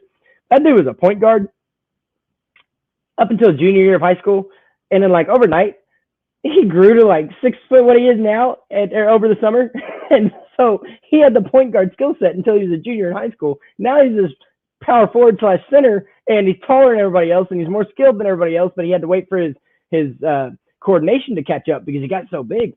Lakers all day says Lakers all day says I don't like LBJ because he cried too much, 100%. And my Mavericks, they have Luka Doncic, who went to the school of LeBron James and complains way too much, but I'm hoping he can iron that out. But yeah, and El Capitan brings up a good point that the NBA is an international business. They had that scuffle with China a few years back, still going on now, but they are trying to protect their talent and their stars. But dude, I miss the day when Larry Bird and Kevin McHale, you tried to go down the lane, you get clothesline and pile drive and elbowed and, come up with a black eye, go wipe it off, get back in the game. But now, man, it's like, oh, I got a black eye. He just scraped my face, and I'm going to go down and act like it was the end of the world. Like, it started with LeBron, and I'll believe that till the day I die. A sport that, maybe a whole lot of y'all don't want to or don't watch, or maybe you aren't too interested in, is NHL. But as I said, I'm a all-around sports guy. And right now, the state of Florida is absolutely destroying the NHL. I mean, you've got Florida Panthers sitting at 57 points, Tampa Bay is 55 points. Next closest team is at 53 points. For those of you that don't know how points work in the hockey, you get 2 points for, I think you get 3 points for a win. You get no points for a loss. If you go to overtime, you're guaranteed a point. But if you win overtime, you get 2 points. And they end in a shootout right now. Fins Up says, I'm a Lakers fan. We're getting smashed. Guys, we again, I just want to encourage everybody. If you like what we're doing, if you like what I got going on Drop the Mic tonight, if you want to hear about all the other sports, just remember to like, subscribe, turn the little notification bar on. It don't mean you have to tune in every time, but at least you'll know that there's a new video.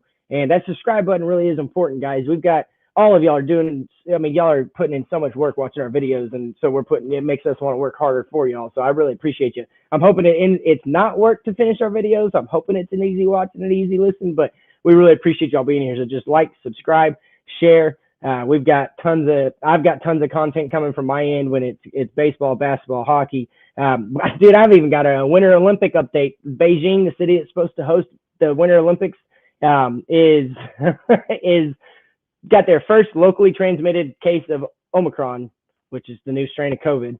So, no, Omicron. I think my whole family had it. It wasn't that bad, but thank you, Fins Up. I appreciate you. But the Winter Olympic, yeah, it's supposed to be starting, I think, February. Let me look at here. I don't want to get this wrong. It's supposed to be starting February 4th. Supposed to end on February 20th. If y'all got to watch TMI Tuesday, I'll share it now if you didn't get to watch that. But my favorite Winter Olympic sport is bobsledding. I did grow up on the movie Cool Runnings, so that's the only reason I like Winter Olympics. I did snowboard. Oh, I got a story time with Mike real quick. So I moved up to Colorado in 2006. I was trying to run away from a girl. Always a bad decision, but I did get to go live in Colorado, so it was a fun bad decision. So when I get up there, I remember the first snowfall on Berthoud Pass, and everybody was like, "Hey, man, it's not enough to like really go up high, but we got a little spot. You can go try to learn how to snowboard." I'd never been on a snowboard. I was terrible on a skateboard, and I refused to put skis on because I don't want my legs to be able to go opposite directions. If I'm going to fall or if something's going to happen, I'd rather just, be all in front of me. And splits aren't fun for me. So I will never be on skis. So we get on here and dude, I can't even stand up on my board. I literally stand up, fall down, stand up, fall down. Had no idea about heel edge or toe edge. And it was terrible. I kept falling, just rolling. And I was really happy that it was soft. It was powder.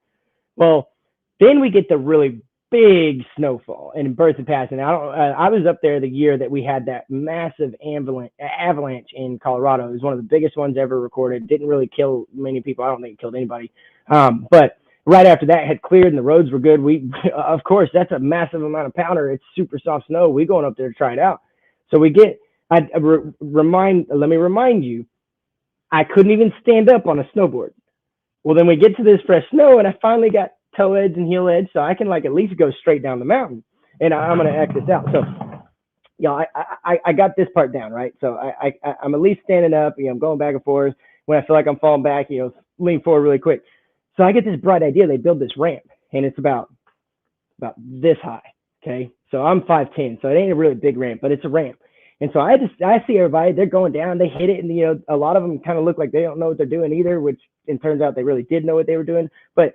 So they're just going up and then they're landing and, it's cool. So I was like, oh, I can do that, but I ain't going from down there. I'm going to go way up there. So I go about 25, 30 feet from the ramp up the mountain.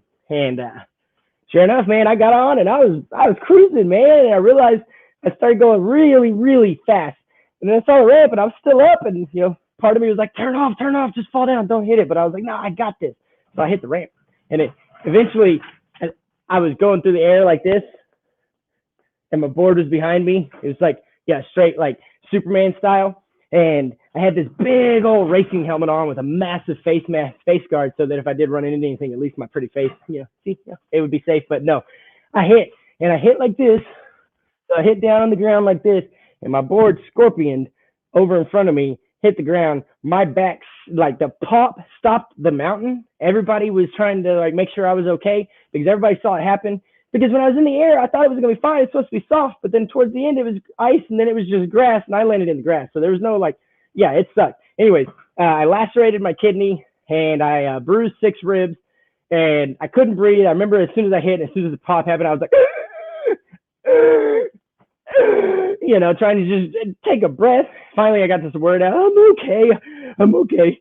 And they take me to the hospital. Yeah. And so I was pissing blood for a little bit, but a month later, they paid me to teach the little kids how to snowboard, and I just never fell again. I never did another ramp, but my body did not want to get hurt like that again. Is the only explanation I have for it, because I didn't practice. I didn't try again. I was scared to death of a snowboard. I still am of ramps, but I got back on and I taught little kids how to snowboard. So El Capitan says wimp. But so Winter Olympics, I thought I would love snowboarding, but watching it makes me feel bad. Bills won 37-17. Thanks, Sax man. Appreciate you giving me the update. But that's the only Winter Olympic update I have. Now, guys, this is the fun part. So we're gonna do it's a Q&A per se. Y'all got any questions? Send them in, and I'll give you the answers.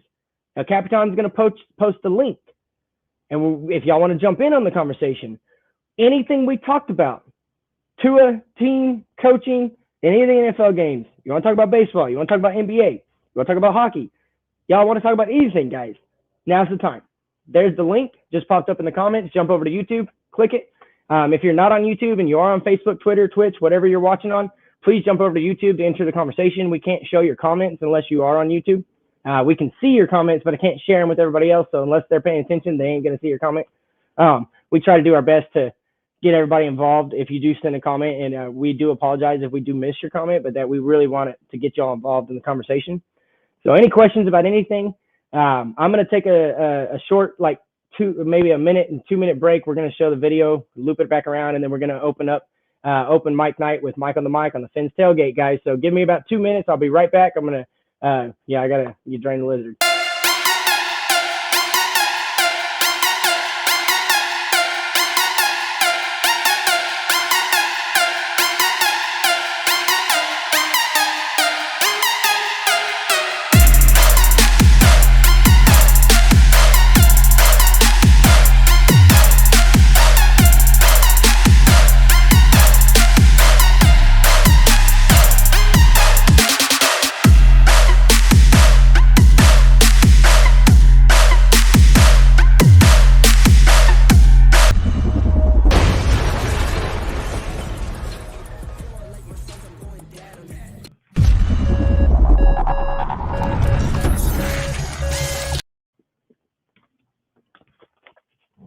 What up? Thanks for waiting for me, guys. I appreciate that. Just needed a small, quick second. But, guys, we've been sitting here for an hour and 15 minutes. I've said a lot of crap. Y'all been listening to me the whole time. Somebody jump in. Kohler, you back there? Let's get in here, man. Let's chit-chat. Let's chop it up. Again, any questions, y'all? Yeah, Kohler says I ain't missing Eagles Bucks for the world. I think it's going to be a damn good game. I really think it might be one of the better games of the weekend, score-wise and intensity-wise, and on the edge of your seats going, oh, man, are they going to get it? Oh, no, did you see that? It's going to be fun. But, guys, I'm going to sit here for about 10 minutes. If somebody jumps in, awesome. Maybe some people will stop in. This is the open mic portion of the Fins Tailgate. Thank y'all so much for being here. Saxman J. Will says, do you think this is a smoke screen concerning Watson? Great question. If El Capitan's back there, go ahead and post that question so everybody else can see it. But honestly, I think everything is smokes and mirrors right now. I think everything's smoke screens. I think they're trying to change the narrative, trying to, all the front offices around the NFL, they like to try and conceal what they're doing. Hang on a second. El Capitan, yeah, cool. He's got an article. El Capitan's got an article coming up here in a minute. But yeah, I think it might be. Honestly, at this point, I hope it is, because I do, as I said before, this is an unprecedented offseason where you have 3 elite talents that might be available in the quarterback market. You got to get one of them. Unless they know for certain, which there's no way in hell they do, but unless they know for certain that that they can make it work with Tua, you got to move on. Or if you're not going to move on from Tua, you got to get somebody in here to let him sit on the bench and learn the NFL game, learn the speed a little bit better, learn how to better read defenses, learn how to read defenses in an NFL way, not a college way. And maybe then Tua becomes the guy that we want him to be. I don't like the idea of my number 5 pick sitting on the bench, but at this point, I think that's better than watching him play football. I hate to say that. I wish Tua excited me more. I really, really do. Kohler says he's going to go grab a cup of coffee and head in. Be right back. So he'll be on here in a minute. And Kohler, if y'all haven't got to hear Kohler, Hopefully he's not listening right now. If I don't want him blushing or anything or spilling his coffee because I'm talking about him. But boy, he's got a voice of gold, guys. I could listen to Kohler talk all day long and not say a damn word. He wouldn't even put me to sleep. Keeps me entertained and keeps me interested. And he's got the perfect tone, the perfect pace, everything. It's great. Go ahead and post your article, Capitan. Oh, well, he said give him a sec, so it'll be coming up here in a second. I think it concerns Saxman J. Will's question about Deshaun Watson. So says, I think this is from Barry Jackson. So he says, the Miami Dolphins are far less inclined to pursue a trade for Deshaun Watson than they were months ago and intend to stick with Tua Tagovailoa as their starting quarterback in 2022. Barring something unforeseen, a league source with direct knowledge said on Saturday. Barry Jackson's reputable. I do appreciate what he has to say sometimes, so, I'm not going to question his source. When the Dolphins fired Coach Brian Flores last week, they eliminated the person who was the biggest advocate for acquiring Watson, the disgruntled Houston Texans quarterback who sat out this past season after requesting a trade. I actually don't buy that narrative because I think at the end of 2018, Stephen Ross made it very clear that he wanted Deshaun Watson, whether it was behind closed doors or not. I still think this is a Ross deal to go get Watson because I'm wondering if maybe they weren't sold on Tua before they drafted him. I hate to say that because then I don't understand when they drafted him. Anyway, rest of the article says, hang on, go back up. Why are you going down? Go back up. Thank you, sir. Keep going. A little bit more. There you go. Flores wanted the Dolphins to acquire Watson, and owner Stephen Ross was amenable to that if Watson had been able to settle 22 civil lawsuits by massage therapists alleging sexual misconduct by Watson, according to multiple sources. But the lawsuits haven't been settled, and the Dolphins opted not to make a deal before the October's trade deadline. Houston was asking for 3 first-round picks and 3 other attractive assets. General manager Chris Grier always preferred to keep Tua as the team's starting quarterback, and his actions this week were in line with that, according to a team source. NFL Network's Ian Rappaport reported Saturday that the Dolphins' belief in Tua as their starter is considered significant, and it appears the search for a flashy replacement is over. They embark on the search for a head coach with the expectation that Tua is their starter for 2022, and the plan to build around him and support him. A new head coach will, source says, have the opportunity to evaluate every facet of the football team, including the QB. But the hope is to find a candidate who believes in him and can bring the best out of him. The new coach would come in with a belief in supporting Tua, not replacing him. A source with direct knowledge confirmed that it is Grier's thinking at this point. Meanwhile, ESPN's Adam Schefter reported Saturday, with Brian Flores out in Miami, the chances of the Dolphins pursuing or acquiring Texans QB Deshaun Watson are greatly diminished, if not gone, per sources. Flores had an interest in exploring a Watson deal, but others in the organization, including owner Stephen Ross, did not. I think that's wrong. I don't believe that narrative. A source who spoke to Ross last spring said he spoke excitedly about the possibility of acquiring Watson, but Grier, who has Ross's ear, prefers to stick with Tua. Again, that kind of plays into what I'm saying. I still think Ross was going after Watson. Up just a little bit, bud. Thanks. There is support internally toward hiring an offensive-minded head coach, with Bills coordinator Brian Daboll a strong candidate. Daboll, who previously worked with Tua at Alabama, will interview with the Dolphins on Sunday. The Dolphins plan to interview 4 coaches with offensive backgrounds: Daboll, 49ers offensive coordinator Mike McDaniel, Cowboys offensive coordinator Kellen Moore, and Rams running backs coach Thomas Brown. Nevertheless, the Dolphins haven't ruled out hiring a defensive-minded head coach, and 3 candidates for the job have defensive backgrounds: former Broncos coach Vance Joseph, who also coached in Miami, former Cowboys coach Dan Quinn, and former Vikings coach Leslie Frazier. Tua completed his second season with 16 touchdown passes, 10 interceptions, and a 90.1 passer rating that ranked 20th in the league, just ahead of Ryan Tannehill, Davis Mills, Jalen Hurts, Lamar Jackson, and Ben Roethlisberger. He finished 7th in completion percentage at 67.8 and went 7-5 as a starter. He's 13-8 as a starter in his 2-year career. I watched him grow, Ross said of Tua this past week. He's a fine young man, and he is right now our quarterback that will be dependent upon the new head coach. But I have a lot of confidence in Tua. He contradicted himself. By sticking with Tua instead of acquiring Watson's hefty contract, the Dolphins would enter the offseason with $74 million in cap space, with the ability to carve out about $100 million.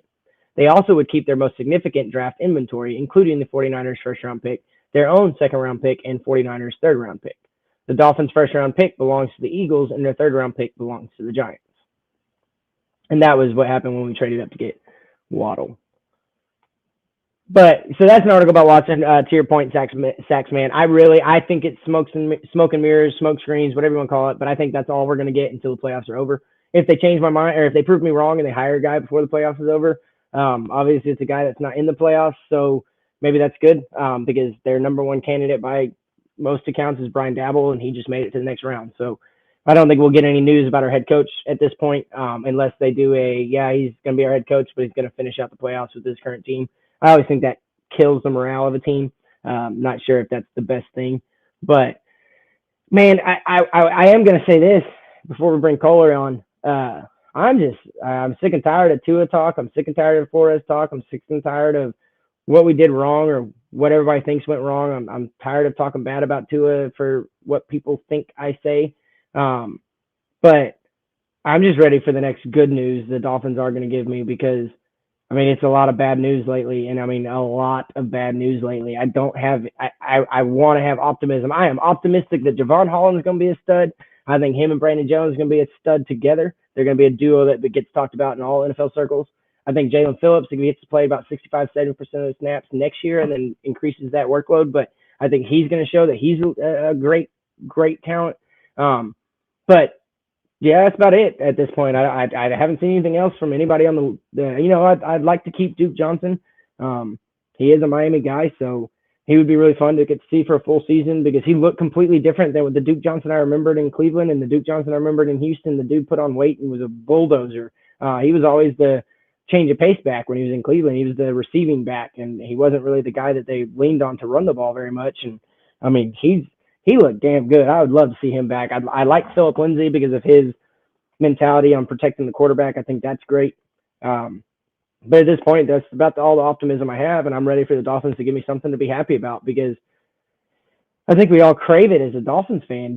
We just want to be happy with our team. After a 10-6 season, we were all on cloud nine. We all thought this team had a great future, and then we started out 1-7. And beating New England probably the worst thing for us as a fan base because we started out the first game on a high note and then went way down. We did 6 feet wasn't far down enough for how far we dropped after beating New England, and I'm just tired of being upset with my team. I'm tired of being upset with what they're doing. I got a lot of other teams that haven't really made me happy lately either, so it just piles on when your favorite team of all is just as bad as everybody else. At least my Mavericks, they drafted a, by all accounts, superstar in Luka Doncic. Well, they didn't really draft him; they traded for him, but and that's the only thing I got. Texas hired Sarkisian, and they, his first season was, it was so below expectations. But at the same time, he had one recruit, so there's optimism there. Saxman J. Will says, "Who are some of your top head coach choices to fill a vacancy?" My number one guy is Dan Quinn. I don't think it's going to happen. I think he ends up in Denver now, but my number one guy is Dan Quinn. These are guys that are available. My number two guy is Jim Caldwell. My number three guy is Doug Peterson. Now, I'll share my pipe dream with y'all. It's just that at this point in my mind, it's the pipe dream. And like I said earlier in the show, pipe dreams are like pipe bombs. They eventually blow up in your face. And my pipe dream is that we get Nathaniel Hackett and then we trade for Aaron Rodgers and Devontae Adams. And if y'all think I'm crazy, go Google Miami trade partner for Rodgers and Adams, and you'll find 5 or 6 different articles that we are the favorites to land Rodgers and Adams in a package deal. So my pipe dream, and it's because I'm greedy and selfish and I want a Super Bowl now, is to go get Nathaniel Hackett. And those of you that don't know who Nathaniel Hackett is, we brought him up last night, and all I could tell you, I was in and out of the show at that point, so I listed why I want him. But these are his credentials. He was a Syracuse guy, Syracuse coach, and then he was a Buffalo offensive coordinator, offensive coach. Didn't really have success in both of those spots, but then he went to the Jaguars in 2016, and 2016, 2018, he made Blake Bortles look pretty good. And we're bringing Kohler in here in a second. But so he made Blake Bortles look decent. They almost beat, I think it was New England in a playoff game with him as the offensive coordinator. And then now he went to Green Bay with Matt LaFleur, and all he's done is pretty much gotten Rodgers to have 2 MVP level seasons. A lot of people want to credit Matt LaFleur for the Rodgers turnaround, but the guy did it with a guy named Blake Bortles. And if any of y'all remember him, he wasn't a damn good quarterback. He just had he had a gunslinger mentality, and he was more inaccurate than he was accurate. So, but real quick to recap, and then I want to get Kohler's opinion. But Saxman, my list is Dan Quinn, Jim Caldwell, Doug Peterson, And then my pipe dream is Nathaniel Hackett, but that comes with Aaron Rodgers and Devontae Adams. So what do you think, Kohler? Well, I don't know. I'm kind of when I listened to TD's deep dive last night while I was walking around the grocery store, and I had no idea about Nathaniel Hackett. I think that's quite the resume that guy's got. Yeah, and his dad, you brought it up on the show last night. Yeah, that's just amazing. But so yeah, I mean, why wouldn't that come with Aaron Rodgers in that package? Because it's the fifth round draft pick aside and all that. I mean, if we're gonna roll with anybody, yeah, put Tua sitting behind Rodgers. But I just don't believe that Rodgers is always. I mean, it's kind of been widely reported that he has no desire to mentor anybody. Yep.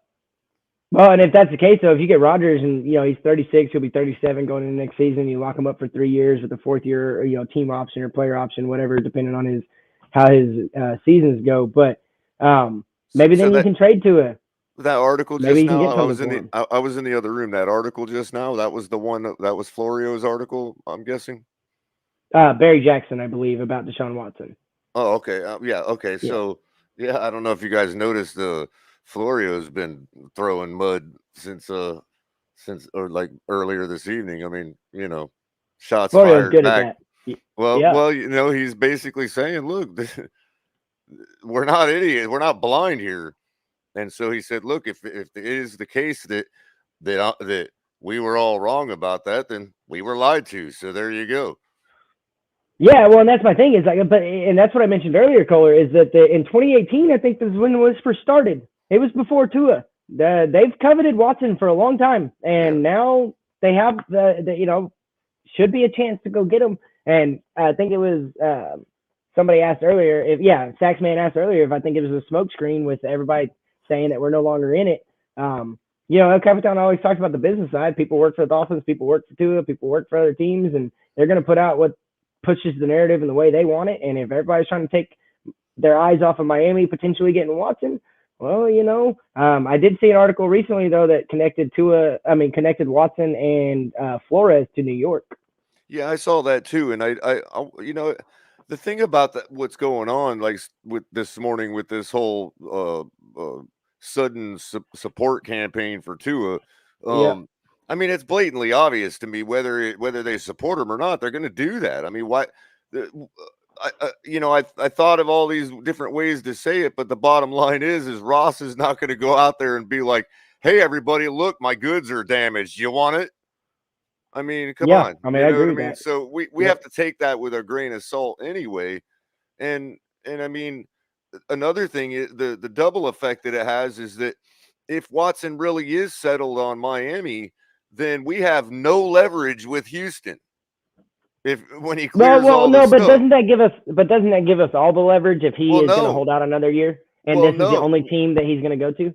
Well, not necessarily, because if, like you're saying, with the rumors about New York, just because he prefers us at this moment doesn't mean we're the only place he's willing to play.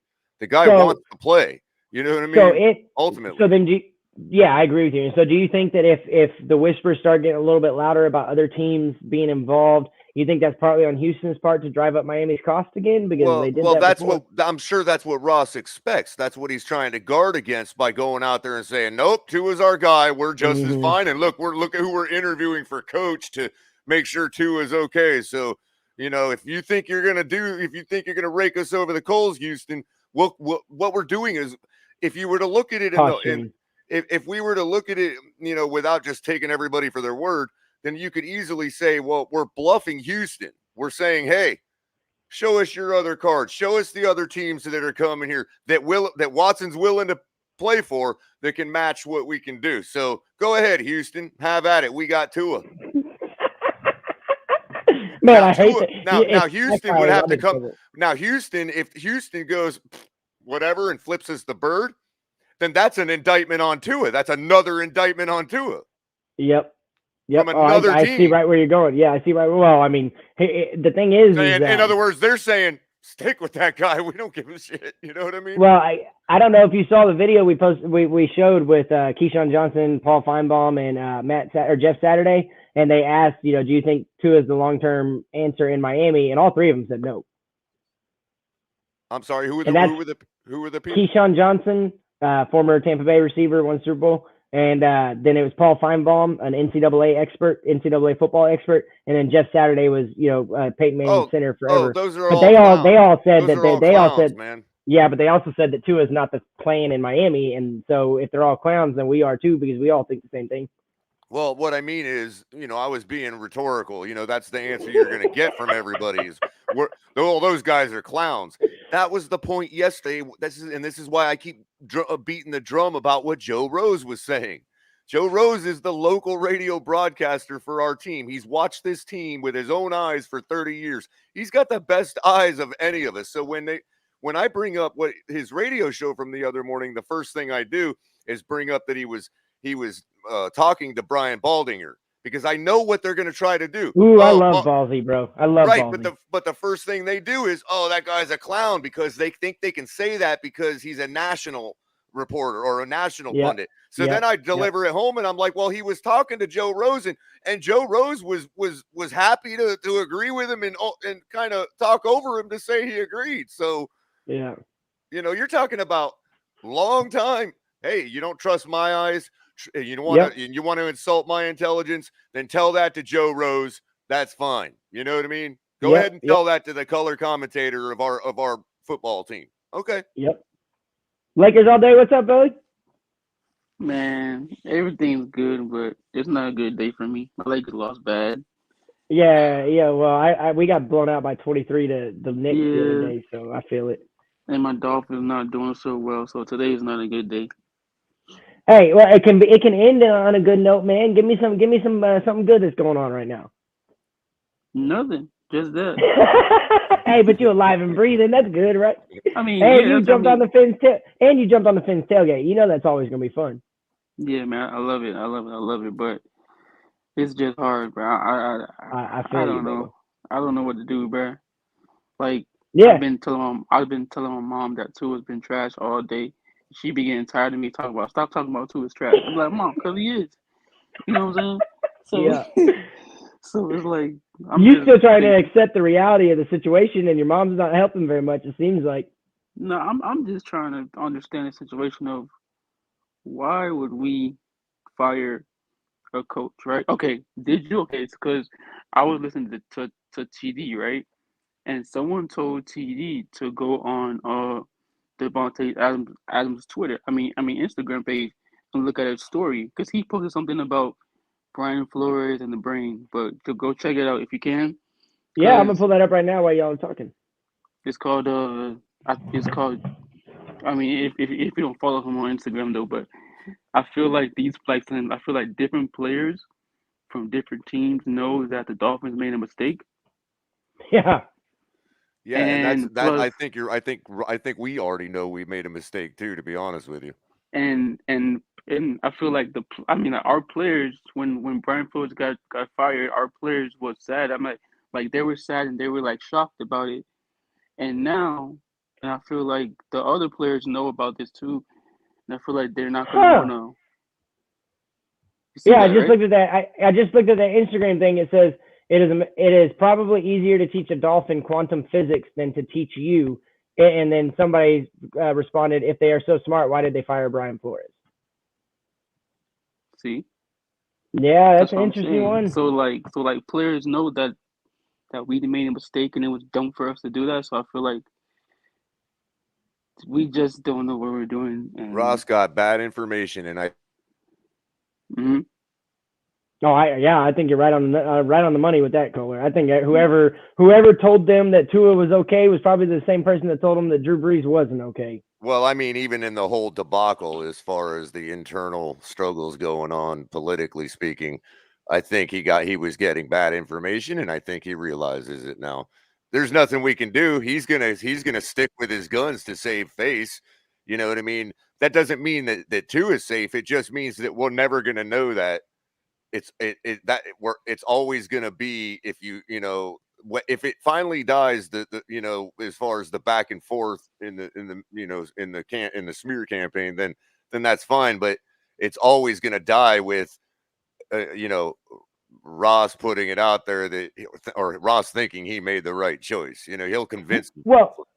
Well, and I think I'm sure you probably watched Greer's interview. If Greer did one thing, he left us still uncertain about how he feels about Tua, because they asked him who he thought was better, Tua or Justin Herbert. And he said, you're gonna have to you're gonna have to see for yourself or make your own opinion. But he obviously didn't endorse him right then. So he basically painted himself in a corner, and maybe purposely, because if he brings in a brand new head coach, and that is a seasoned head coach of some type, then what is he going to do a month later when that seasoned head coach says, I'm not coaching if you're going with Tua? Is he going to fire him again right then and there before the season starts? Yeah, I mean, therefore, like I said earlier, is they're force feeding Tua on the next guy, and I think that's the worst thing you can do. But it doesn't surprise me that Miami's doing it, because they don't ever do anything different. Right, exactly. So either one, Ross is either a liar, or he fits his own definition of insanity, and that's basically kind of like, where we're at right now. We just have to wait. Why we're at wait and see, because it makes you think that some kind of big bomb is going to drop. You know what I mean? I was going to say El Capitan is convinced that we can sell Tua to Carolina, and so maybe if they're watching, Tua is great, guys. I tend to agree with that. Oh yeah. That's why I'm not upset about it anymore. It's like if right now that's what. In other words, if I'm right about my theory about Ross and putting the face on Tua to make sure that we don't get strong armed everywhere with value, that's another thing too. Besides not letting Houston strong arm us, we got to make sure that Tua has enough value to say it. Because right now, exactly, and this is something I said earlier, and I don't think I stressed it enough, or as well as I thought I would, but it's not just our fan base that's divided like this. It's the entire NFL. Yeah. The entire NFL is 50-50 on Tua. You can go to any fan base, and if they're arguing about Tua, you know what I mean? You're going to see the same thing everywhere. So he still has trade value in Ross's mind if this is all a big galaxy brain move, you know what I mean? Mm-hmm.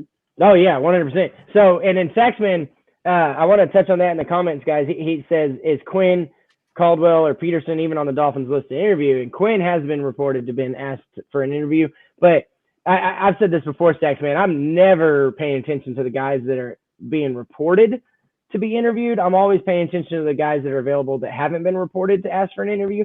And the fact that Nathaniel Hackett has jumped all the way up to the top of the odds list and there haven't been a formal request to speak to him from the Dolphins yet, that is the guy I'm looking for. And I'm trying to connect the dots to see maybe somebody in the organization is connected to Hackett, and then, Hackett's got the connection to Ross. I don't know. I want to believe that my team is smart enough to recognize that they have to go get one of these elite quarterbacks. And if they're not going to do it, then it's a terrible team decision to go with Tua. But Fins Up says, I hope Ross does his own due diligence on the team and stop listening to his puppet Greer. And guys, the thing with calling Greer a puppet is 70% of his draft picks have hit. I mean, he's not a bad GM. I think it was a bad decision to get Tua, but I really don't think he was a bad GM. But I definitely think they need to admit, maybe to themselves, that they made a mistake. And if they don't, guys, if they really believe they didn't, I know it's really hard and they don't make it easy, but we got to trust them because we don't have anything else we can do about it. We can be upset, we can be mad, but at the same time, they're the ones making, they're the ones that have the decisions. It falls on them. And if they screw up, as long as they own it, which they haven't, but if they do own it, then I'll be okay with whatever happens next. But right now, we've made a mistake, in my opinion. And as Kohler said, 50-50 of the NFL, 50% of the NFL think we're doing the right thing, 50% think we did the wrong thing. So I want an ownership group that admits, if this blows up in their face and Tua is terrible or just not better than he is right now, salute EM. They better own it that they screwed up, because otherwise you gotta fire Greer and Ross has got to say bye. Like, you got to step down. If you screw this up with an offseason where you have 3 elite QBs available and you make the decision to stick with Tua, you're done unless it pans out next year. If it pans out next year and it shows us, if he can, as I said earlier, if he can elevate himself next season, whether you believe he can or not, if he does, I would love for him to prove me wrong. But I haven't seen anything, and we have 3 guys that are top 7 quarterbacks available. You've got to go get one of them. You've got to go get one of them and sit Tua behind him. I don't care who you get. If you want to keep Tua, awesome. Do him a favor. Do what you should have done the whole time and sit him. Sit him and let him learn the game from somebody that's proven, somebody that's done it. That's what you got to do. Can I add something to that? Yeah. The thing about the Rodgers and Nathaniel Hackett thing that I was talking about earlier, that may not be as much of a factor because I'm like, just get Hackett in the building for Tua, but a better quarterback in front of him for right now. If it's Rodgers and Rodgers don't want to coddle him, that's fine. He can still, if he is the guy Tua Nears say he is, he should be able to at least sponge something off Rodgers. Plus, Hackett don't need Rodgers to build up a quarterback behind him. Remember, his father built up Montana. Who was in front of Montana? It's not like Montana had an Aaron Rodgers type in front of him for Paul Hackett to build Montana into what he was. So just get Hackett in the building is all I say on that. You know what I mean? So do you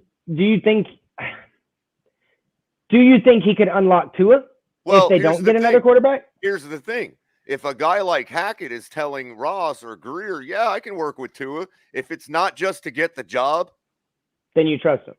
Well, yeah, because if Tua fails, then it's on Tua, and there's no doubt about it in anybody's mind anymore. If he doesn't fail, then Hackett has done what his father's done, and we've got Joe Montana. Well, are you worried? Hang on real quick. El Capitan says, don't feel alone, Tua skeptics, because my tweet of Burrow in Finn's colors, 90,000 impressions, and full of Miami fans that see what we see, but because Flo got fired, Tua Nears think they're right. But so my question is, oh man, definitely took it off. Oh, so my question with Hackett is, if we're stuck with Tua and you trust his resume at this point, right? You trust Hackett's resume. You trust that if he decides that Tua is the guy, and it's not just if he says I can work with him, and like you said, not just to get the job, but if he truly thinks that Tua is the guy, he could be wrong still. He could be wrong. He's not infallible, but yeah, I think that's a major change in my mind as far as maybe I do need to look at something maybe that was causing. In other words, maybe there is, like, I already know what I already have my critiques to it as to what I know he needs to change to be something. My biggest problem is he has not demonstrated one iota of change of any of those things. Exactly. All he's done is become more prolific at what he was already good at. And so arguably, if Hackett backs that theory up, then yeah, I can trust it. It's Nathaniel Hackett. You know what I mean? Yeah. Well, I mean, like I said before, what he did with Blake Bortles was nothing short of impressive. So, I mean, even if Tua's not the guy, maybe he can at least make it exciting football. Yeah. And that's the thing. Now you're talking real. Now you can actually see. This is what I don't get out of the other camp is they just throw things out like Dilfer and Bob Greasy, and it's like, okay, but now let's talk about how we can do that because we haven't demonstrated in 25 years that we can. Yeah. You know what I mean? Well, and exactly. We've been wrong with every single guy we've taken. Now we're actually talking about how we can do something like that. And if it doesn't happen, we really haven't burned that much more time because now you're talking about a quote unquote Tua specialist, but yet more than that. So if that whole experiment does fail, what are we going to do with Brian Dable if the Tua experiment fails? Oh God, kick him out the door like we did already once before. You see what I'm saying? A guy like Hackett is basically saying we're doing the same experiment, but with somebody that's got the acumen to trust up or down. You know what I mean? Yeah. No, I got you. Sorry, I'm reading an update. Besides the fact that if Hackett but comes in, and even if he did say he can work with Tua to get the job, if Hackett comes in and says, I can't work with this right from day one, then what's Ross going to do? Fire him after a week? If he says it in the first week, what's it? You know what I mean? That's Nathaniel Hackett. You're going to fire Nathaniel Hackett after a month of being in the building because the first thing out of his mouth was, I ain't working with Tua? Tua's finished in Miami if he don't change. If he doesn't change himself, Tua is finished in Miami, whether it's one more year or whether it's tomorrow. Oh, I agree. And I said that earlier. And guys, if you weren't here earlier, like, subscribe, and share, guys. If y'all are jumping on after another show, guys, we just go back and rewatch the video. We've had some really good stuff. Sorry you had to listen to me talk for about an hour and 15 minutes by myself, but I tried to keep it entertaining. But yeah, guys, if y'all are here now, just like us, subscribe, share the show if you really feel it's good stuff. We appreciate y'all coming in here, guys like EM, Jersey Dolphins. Man, this is the tailgate party that never ends. Guys like Kohler, Lakers all day, they enjoy coming on here. So yeah, it's Hyper Trophy, CT Hyper Trophy. What up, dude? How you doing? Good. How about yourself, man? I love the show. Just hopped on. I want to push back against this narrative of Tua and this garbage. There's a lot of people. I'm an exercise physiologist. There's a lot of fans in here who know who I am. And I think that so many people are putting pressure on Tua to do things that are unrealistic. And there are some things that people are so obsessed with. Can he be Herbert? Well, Herbert's also 4 years older than Tua is. He's had 2 more years experience in the college football game that it's proven that reps mean things. That mental catalog, whether it was Ryan Fitzpatrick or all these guys who say, hey, the reps and knowing what you're going up against, seeing things, learning things, the NFL windows, whether it's versus going against a top-tier defense that we had in practice versus going up against other people in NFL games. There's so many things that are different than what you think they are. And I think that the more that we give Tua the opportunity, I'm not a Tua stan.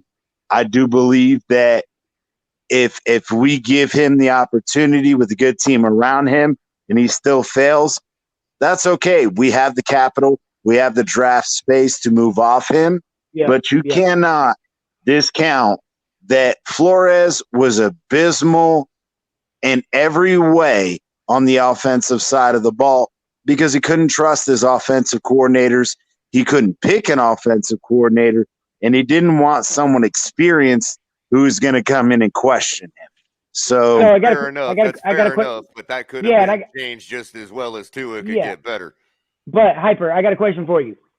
Being your profession, do you think with some tweaks to his mechanics, and you got to understand, I said this earlier, I don't compare Tua to guys like Herbert and Burrow, which obviously he'll never be. They also have the size on them. They have the bigger arm. They've had it since day one. You're not comparing him to him. Yes, he was drafted in that draft class, so I get where that comparison comes in. But as a play style, I compare him more to a Russell Wilson, Kyler Murray without the speed, and a Drew Brees type quarterback. But I have a question for you specifically is that, do you think that if they tweak his mechanics, maybe just change something for the limitations that hip now has, or do you think they can get him back to where he was before the injury, and will that allow him to be more consistent with the product that he puts out on the field? Now, I want to speak specifically about I don't think that there's a change in mechanics. I think that if you guys watch, he's spotty. He is inconsistent. There are absolutely times where his mechanics, whether it's through his base and planting his feet, whether it's hip rotation, whether it's squaring his shoulders and following through on his throws, because the follow through on his throws is what he struggled with a lot this season. And I think that a lot of pulling back those too soon. inconsistencies. Can I just pepper in that for me, it's my two biggest issues with him are hip rotation and palming the football. And as far as the true anticipation, throwing guys open, I mean, he has to. The biggest thing that I see that he does is he pulls the trigger after seeing the target. And that's I do agree that there are certain things that he people completes are late. Now, I want to say that there are some things that, yes, he is absolutely late on his reads, but we also have to understand that he is literally 17, 18 starts into his NFL career, not including injuries, not including all the setbacks that are included in him recovering from a major hip surgery.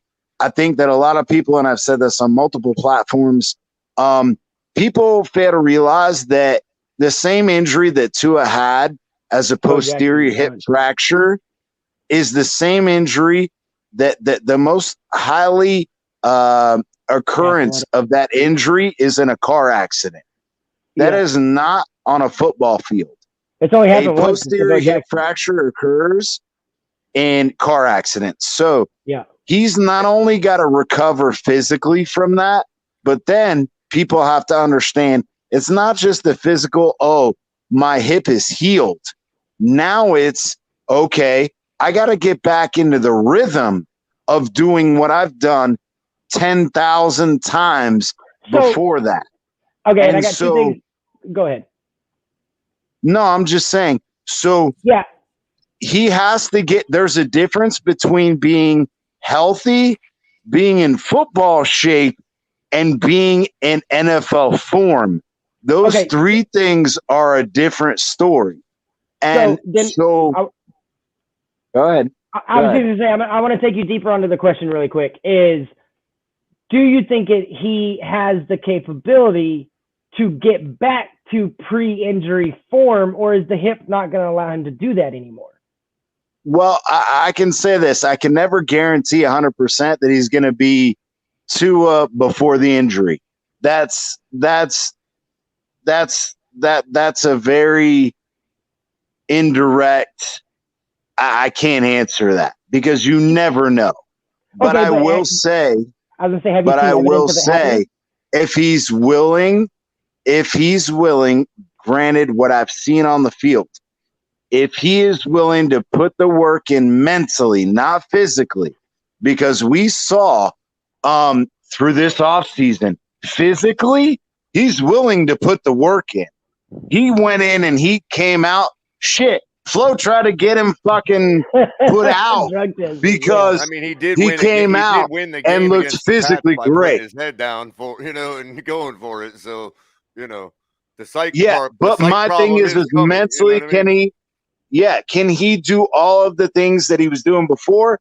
That's an iffy conversation. But I do think that if they have an offense built around him with a good running game and a decent, I'm not saying a good pass blocking, but a decent pass blocking game, he can absolutely progress. And that's the issue, is allowing him to progress, because a lot of people don't understand, hey, he's been limited to RPO, all this stuff. Oh, he can't make progression reads. Well, how can a quarterback learn to make progression reads if the offense is only calling progressive reads 20 to 30% of the time? He's got to be able to learn where the NFL windows. Where's my arm strong enough? Where is my arm not strong enough? And so the only way he's going to learn is by given the opportunity to fail. And I don't think that Flores gave him that ability. I got you. All right. So, Brian, I think it was Brian that jumped in next. Batman says he wanted at least 3 years if he doesn't get rid of him. But, Brian, you jumped on. I want to hear what you have to say about everything that's been brought up, Bubba. Yes, I agree with Batman. Actually, I feel like we're in a win-win situation.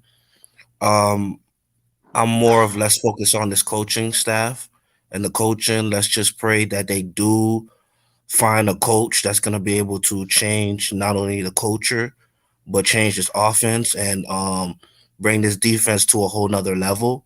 So who If do you we think can the coach have, is? yes, Who do you think coaches it is? really. Pardon me. Who do you think the coach is to do what you're saying? I don't know. I just leave that to the. I heard a couple names like Harbaugh and other, but I'm just hoping they just make the right decision. Whoever we pick does plans out, because if we do pick the right coach, I know they'll hire the right coaching staff, and I know they could be able to work with either Tua or Watson. And I'm either or. Yeah, I was gonna say. So you're not necessarily a Tua only guy. You're open to the change of bringing Watson in. So one more question for you, Brian, is. Hey, hang on, Hyper. I'll get back to you in a second. I'm gonna get to crypto, and then we're gonna come back around unless Lakers wants to say something. But Brian, what has Tua shown you, or why are you okay if we happen to move forward with Tua? Well, number one, I mean, I know we live in a microwave society, and the only reason why people are really going hard on Tua is really because Watson is available. There's people that even said that, hey, Watson wasn't available, I still stick with Tua. He's shown signs that, he is a starter caliber quarterback. And even when he's making mistakes, you could see that, he always, make up for it, or he'll come back in the game. I'll give him that. He does bounce back pretty good. So okay, and then I appreciate that, Brian. You're welcome to stay around, man. But I'm gonna get to crypto. You just jumped on. What are your thoughts about everything going on, bud? No, man, it's fitting. The name of the show, Tailgate, but we don't have a tailgate party to go to. We're sitting at home on our couch with a remote control in our hand. That's so depressing. What the hell you're talking about, Chris? I'm partying. That's real depressing. Hey. Oh man, that shot's fired like I ain't heard in a while. That's hilarious, man. Hey, so I got the man cave, bro. I'm getting it, boy. Hey, but hey, hopefully this time next year, spank the shit out of the Patriots. I'm happy, bro. That makes it even more depressing, because that could have been us spanking the Patriots. Hell yeah! That makes it worse. It ain't gonna happen. So I'm gonna bring it. Fuck us, bro. So I'm gonna real quick. I'm gonna get back to you, crypto. I'm gonna read a couple of these comments that came in, mainly from Batman. He said that Harbaugh should be here Monday at the latest, but I'll be happy with Peterson or the Green Bay OC. I've come around. He's talking about Nathaniel Hackett. And then he says, exactly, Brian Terry. That's what I've been saying. Without the Watson situation, it makes it difficult not to give Tua time. I'm not giving him half the time we have Kenny, but at least 3 years. So, crypto, are you pro Tua? Are you pro Miami Dolphins? Are you mad that Flores got fired? Like, there's a bunch of stuff that's happened. None of it's been really necessarily good. So, how do you feel right now, other than not being able to go to a tailgate? I'm more so a pro Miami Dolphins. I've been with this team for the last 40 plus years as far as a fan. So I'm pretty much I done seen it all. The great coaches, the great quarterbacks, the poor coaches, the poor quarterbacks. I've seen the litany of them. So that's why I say it's a win-win situation, whether we have Tua or Watson, because I know we've been able to win with subpar quarterbacks and great elite quarterbacks. It's just that this decade and this century, we haven't put it together when it comes to the elite quarterback So I know how people feel that they want that elite guy, and the last 20 years have produced at least one elite quarterback winning or participating in the Super Bowl. All 22 years in this decade, for the most part, it's at least been 90% of the time has been at least a quarterback of an elite level in the Super Bowl or participant of the Super Bowl.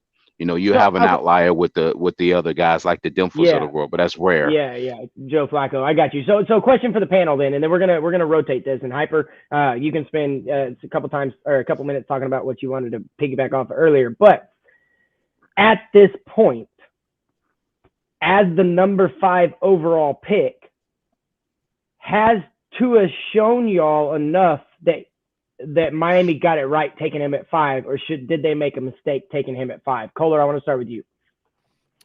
Quick answer is yes, we made a mistake at taking him at 5. But in comparison to previous mistakes that other teams have made throughout the years at number 5, no, I don't think it could have been worse, is what I'm saying. And Gotcha. there's nothing wrong with wanting to put the time in to make sure that we're not going to get Drew Brees again. I completely get all that, and sure, that's great. I wanted to say also real quick to say something to what Hyper said. I agree with you 100%. Like you were spot on. There's absolutely nothing you said that I can really disagree with. I'd only say that the hip stuff, I mean, I would just say that what I would do is put you in the camp that Ross is just a liar.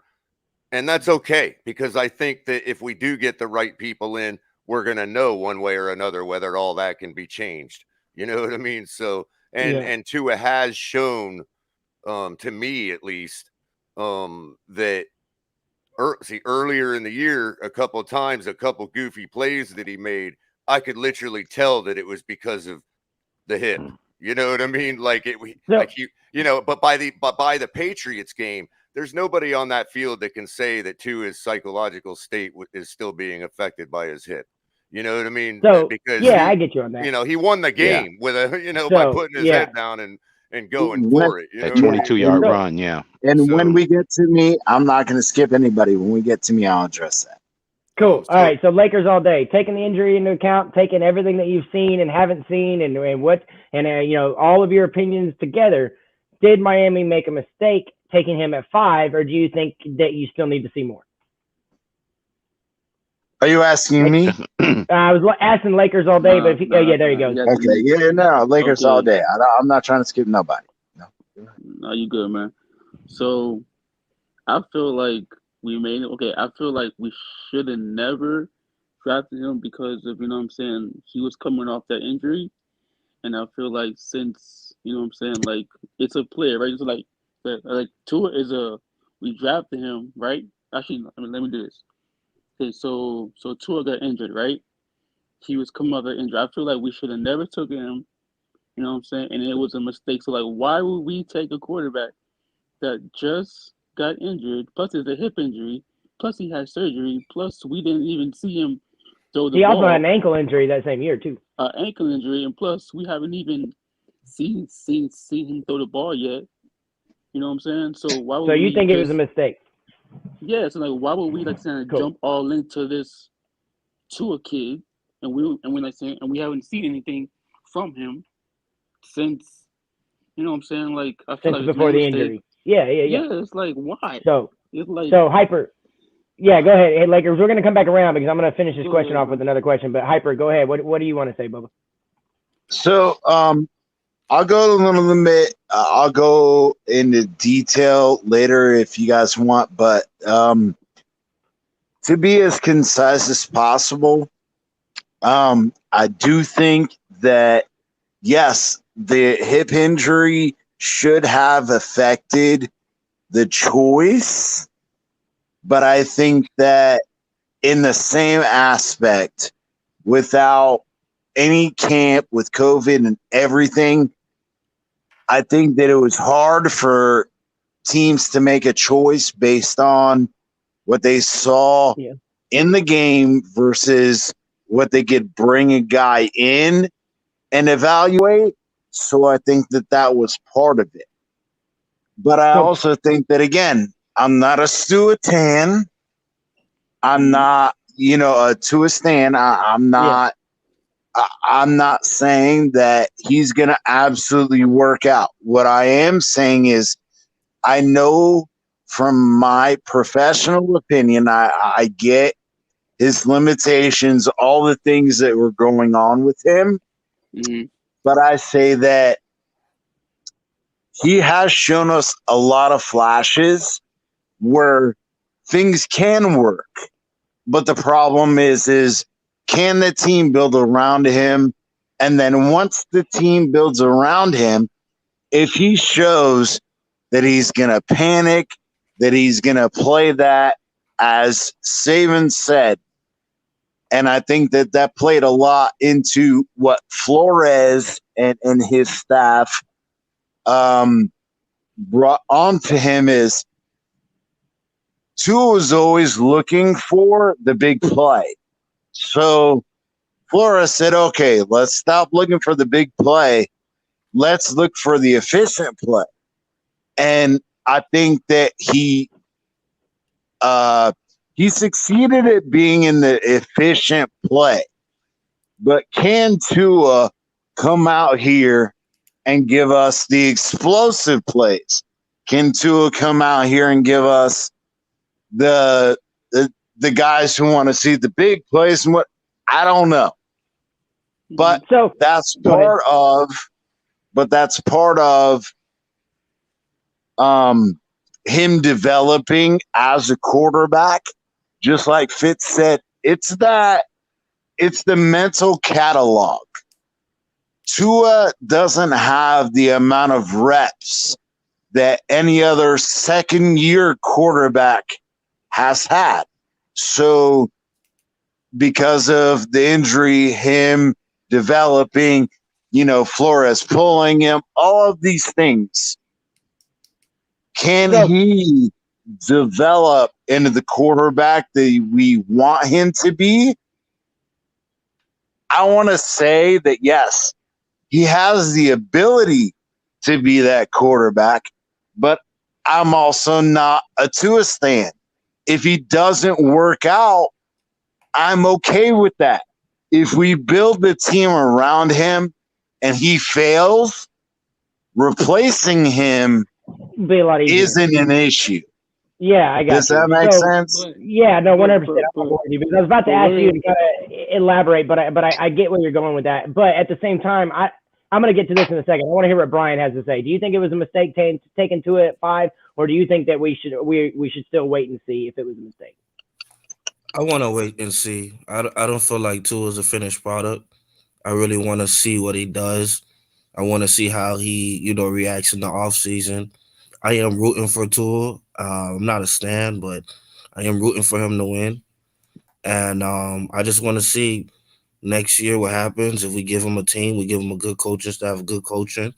And if he doesn't plan out like, Hyper said, then we could just get another quarterback. Yeah, and I agree that if you build a team around him and you put the product on the field that's worth somebody coming to play with, then yeah, 100% I understand that. So, Crypto, do you think we made a mistake, or do you think it's good that we should wait and see? Where you stand?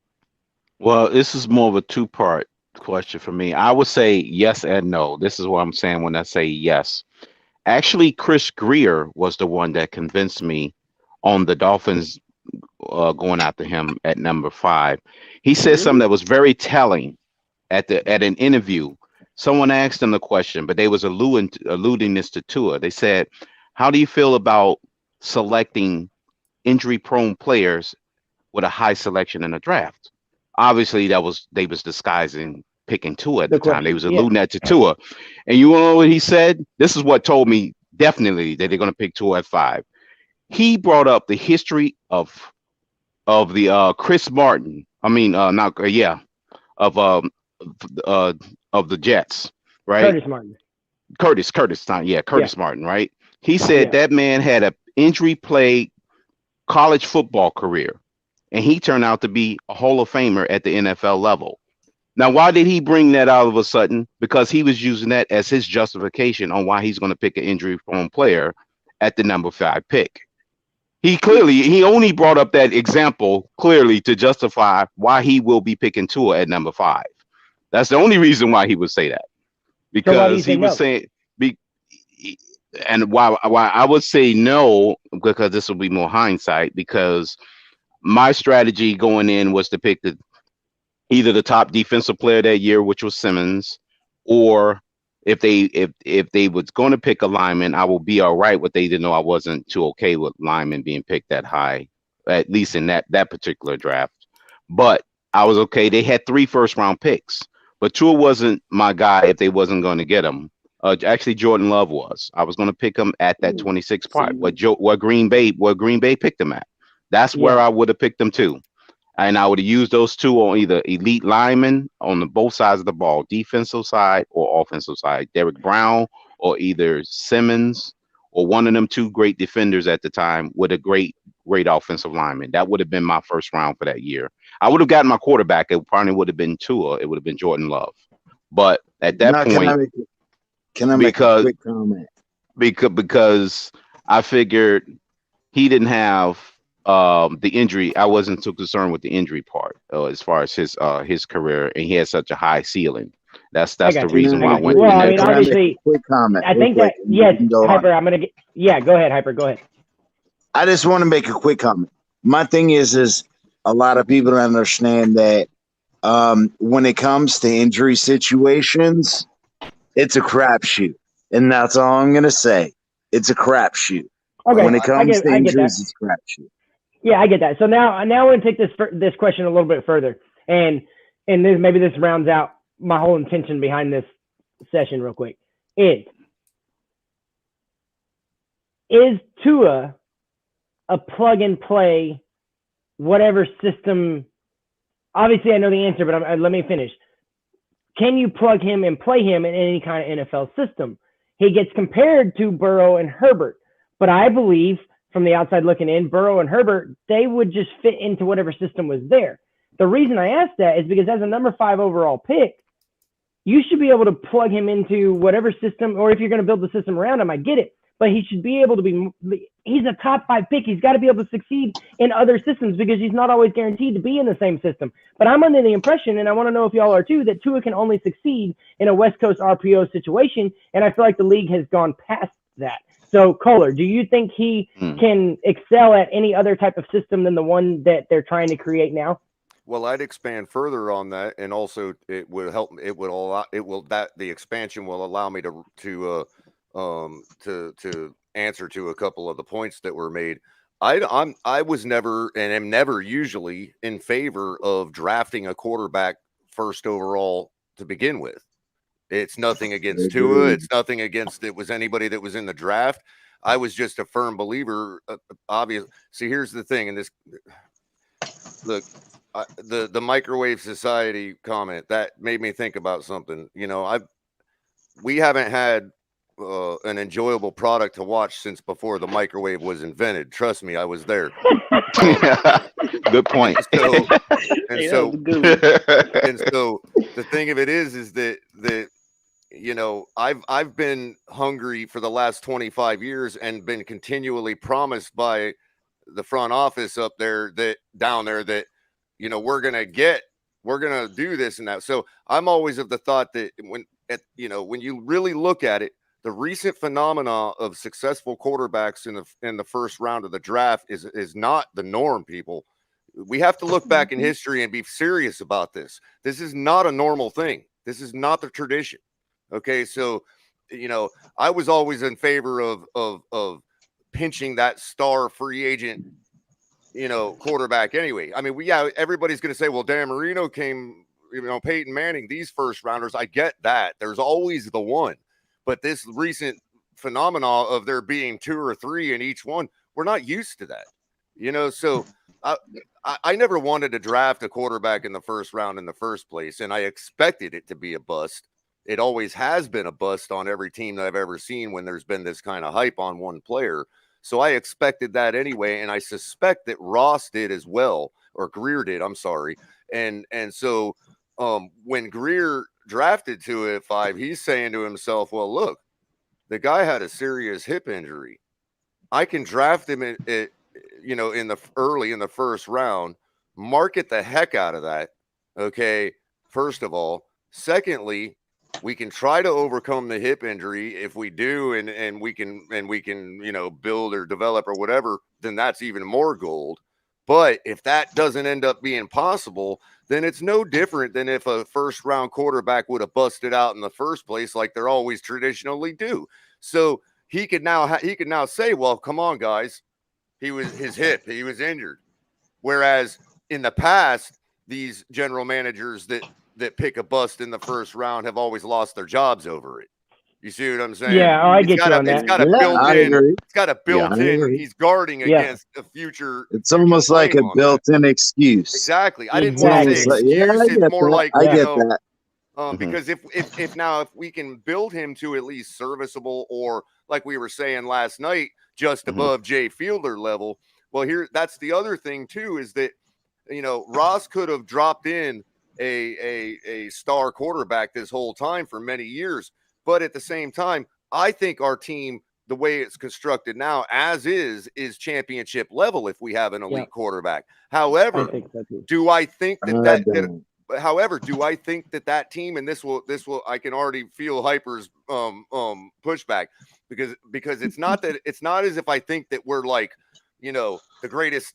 We're not the greatest show on turf. I'm not saying that. I'm saying that what I'm saying is that all the people that think that throw back that the O-line is trash, we need to build up, and this is what I can say in their defense is that sure, do I want to bring in Watson right now or that type? Absolutely. But hey, do I want to risk that investment? Do I want to risk that investment behind what team we have right now? So, that's different. So if we do build the team with Tua in mind and all that fails, when we do bring a better than Tua quarterback in, even an above average non-elite quarterback would be ready to roll if we had that kind of team built up. So real quick, Danny, you jumped on. I want to hear from you, Bubba. Tell us what you got going on, and why'd you jump on the tailgate tonight? Mm-hmm. Hey, thank you, Larry. No, you guys, but only because of Larry. But I appreciate you guys, and I think what we should really do this year is, does Tua have a fifth-year option? Because if we do, I think we get Devontae Adams and bring in Aaron Rodgers. Let Tua sit behind him for a couple of years, and then let him play his fifth-year option out. That's good to keep him. If not, we find a new quarterback. Sure. You're cutting in and out real quick, Danny. Yeah, his jump mic back out is and jump back cutting in. out again. But I'm gonna get back to the rotation really quick. Danny, just jump out and jump back in. We'll get back in. You're kind of cutting in and out, so it's like robotic voice. Lakers all day. What do you think, Bubba? Do you think that Tua will be able to succeed in any other system other than the RPO? The Tennessee game, right? When 48 they passes. had Tua playing the pro style, that was your answer right there. You feel me? And tonight, what Josh Allen did, what they were playing pro style, right? Shotgun, single wide.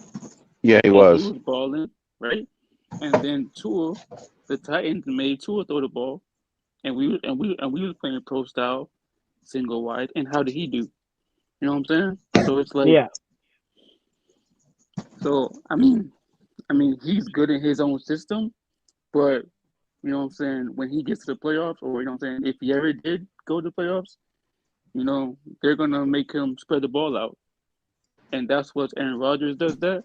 Josh Allen, Dak Prescott, all of these elite quarterbacks do. But I feel like he tried to do that and he didn't do it against Tennessee, and that's why we see that he can't really play with the big boys right now. Hyper, what about you, bud?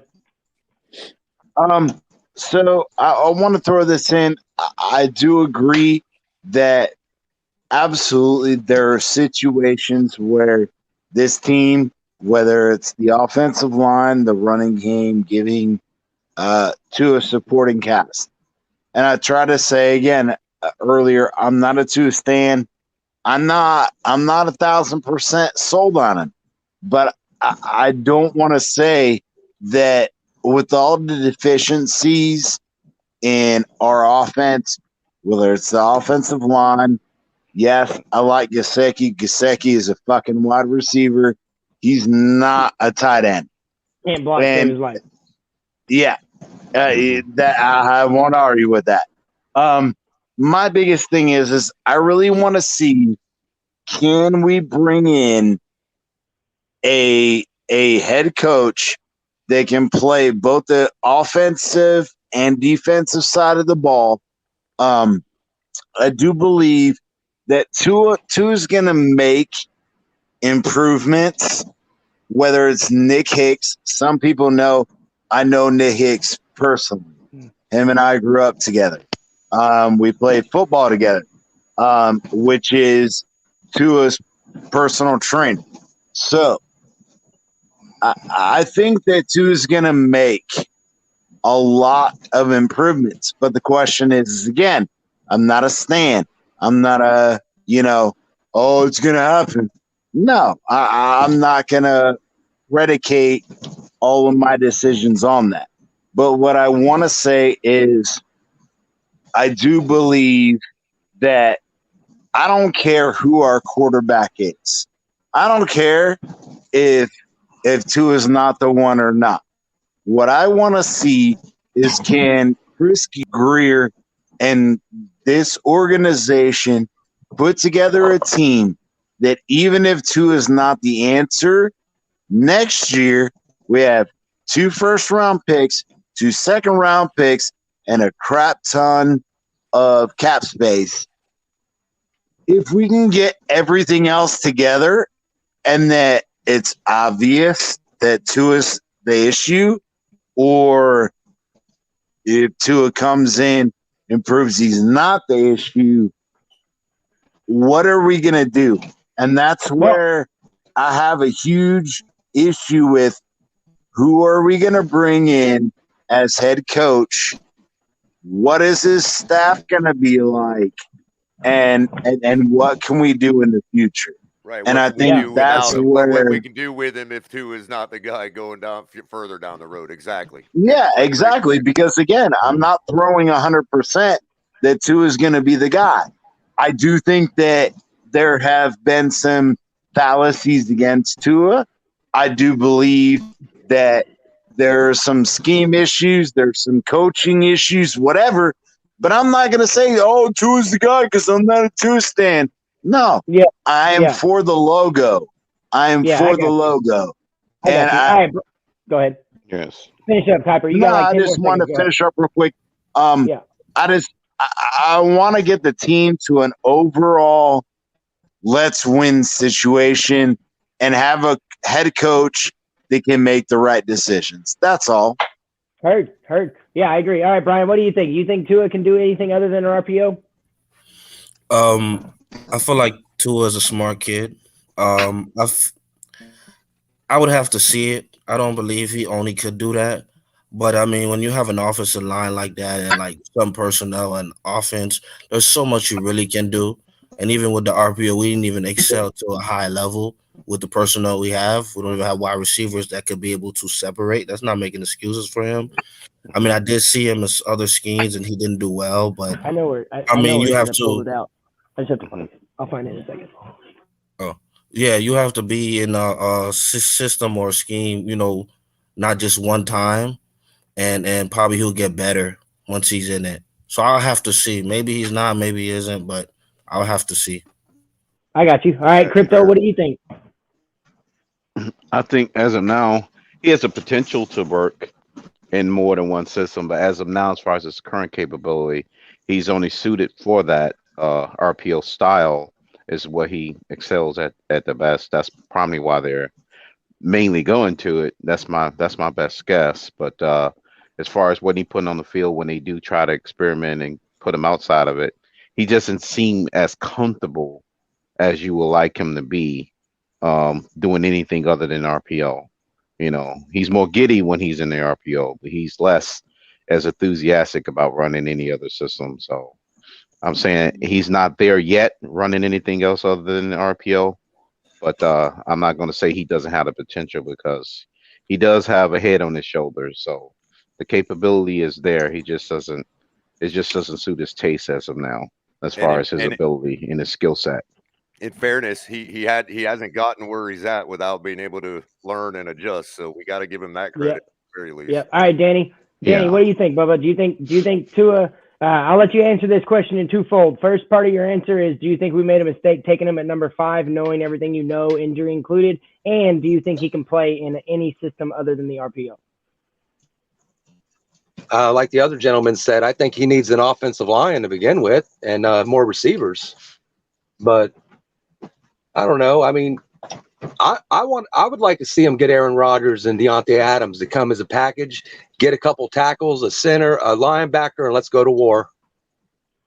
Yeah. Oh man. Yeah, it's perfectly said, because I broke the news about I think it was maybe the day after the Titans game that the Miami all of a sudden became the front runners to get Devontae Adams and Aaron Rodgers in a package deal, and the only way it makes sense to me is getting Nathaniel Hackett. Now, if you go look at the odds on in Vegas, Nathaniel Hackett's #1 favorite to win the job, but we haven't even been formally requested to interview him.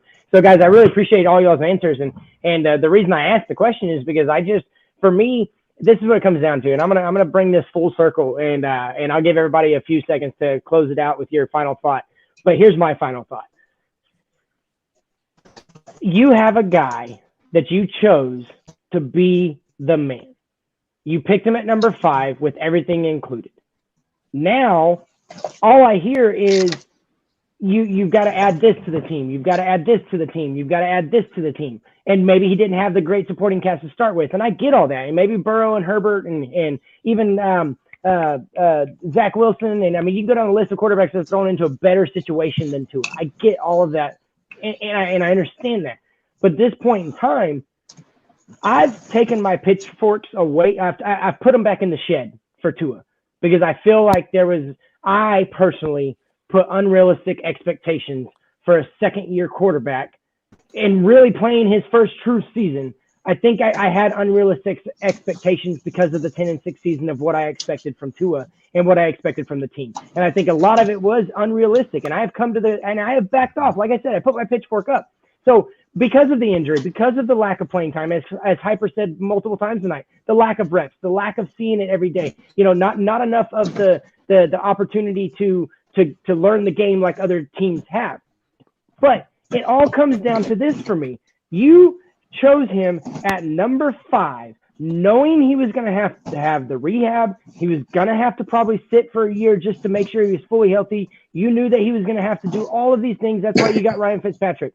And then all of these other issues happened. You let go of Albert, and then you let go of some Karras, and you rebuilt the offensive line the year after you drafted your franchise quarterback. All of that. It doesn't make sense why we did all of that. But here's my issue and my final thought on all of Tua. And I hope that maybe they give us something else to talk about Monday. But when it comes down to Tua, at the number 5 overall pick, I think he has failed to meet any reasonable expectations, much less unreasonable expectations. And the only reason I'm saying that is because he's had moments to shine, and he still hasn't. He's had moments where the offensive line gives him 5-6 seconds, and he can't make up a decision. And even if the guys are covered, you didn't roll out or at least try to go get 5 or 6 yards, and he took a sack. He's had moments to shine, and he still hasn't. So my final thought on Tua is, if we have to deal with him next year, awesome. But there are potentially three franchise-changing quarterbacks available, and Tua didn't change anything about the franchise, so go get a franchise changer. Thank y'all so much for joining me tonight. Kohler, I want to hear your final thought, and then we're going to go around the room, and then Danny, you're going to close this out. Yeah, I think that I honestly don't have any faith. I'm still sticking to my guns that my eye test tells me I don't have any faith that Tua will be any different than what we've already seen. If, in other words, when I say that, I don't want to insult the guy. I don't want to insult anybody that disagrees with me, because there are valid points that I hear all the time from people that disagree with me. The thing, but when the question is asked to me, if Ross called me up right now and said, you know what, Color, I happened to come across a YouTube stream because one of my janitors was watching a YouTube stream, and in the background, I heard you say this and that, and I just want I wanted to come in and pinch one fan's opinion on Tua, and I would tell Stephen Ross, I think we messed up. You know what I mean? I don't think it's ever going to happen. That's what I would tell Stephen Ross. You know what I mean? But that doesn't mean that Stephen Ross would take my advice and say, oh, man, and go, dump the guy. You know what I mean? He may disagree with me, and I can deal with that. So I don't – and so since it's his team, and I've chosen to be a fan of his team throughout my whole life, regardless of whether he was always the owner or not, I expect just – tell us what's going on, man, so we know what we're buying. You know what I mean? So I know what I'm putting my time, money, and effort into, and that's fair. If we go that route, then I expect the Tuaneers to understand that it's fair for me to say this is how the guy needs to change. I'm not saying that all of us.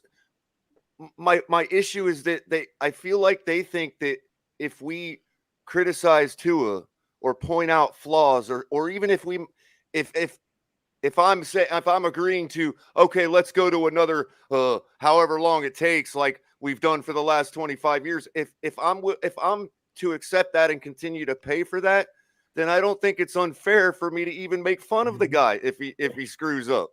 I'm not trying to disparage him. It's football. It's a sport. It's our right to do that as fans. He don't even hear me. And that's my point, is that Tua fans act like we're going to speak his failure into existence if we criticize him. And that's just not going to happen. And you know, hey, if come game one, if I'm having to buy my mother dinner because Tua is our starting quarterback, you know, then nobody really not a lot of people know me. I've only bought one jersey in my life. So it's not like, I'm saying I would buy his jersey. But what I mean figuratively is I would buy the guy's jersey and I'd, let's go, guys. Let's, and that's that. I hope that could help close the book a little bit, so we can actually logically analyze what does need to change, because one day Tua's janitor might have me on in the background and he might hear something I say. I go, you know what? I never really thought of that, and translates to the football field. You know what I mean? So I don't Cool, man. I appreciate it, man. You were gold as always. I love your thoughts. Just stick around for a second. Lakers all day. 2 questions. One, I want to know your final thought, and the second one is, are you still emotionally recovering after the Lakers blowout? No, he went deep. No, he went deep.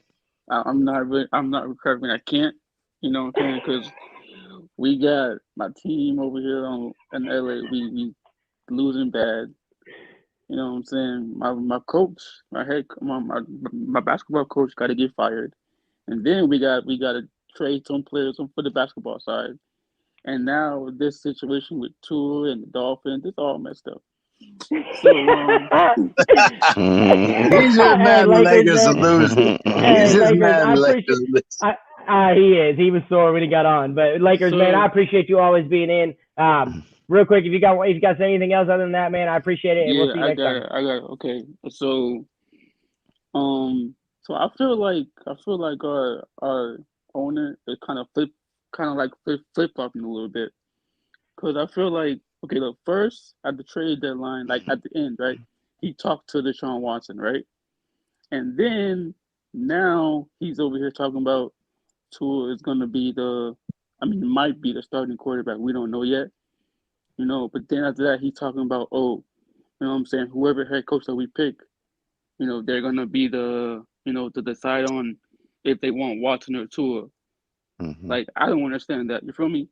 And plus, Greer, I feel like Greer, he doesn't really say anything. You know what I'm saying? Like, he doesn't really say nothing about the situation. You know what I'm saying? And I feel like he's the one that's, telling Ross about, you know what I'm saying, that Tua is the one, Tua is this and that.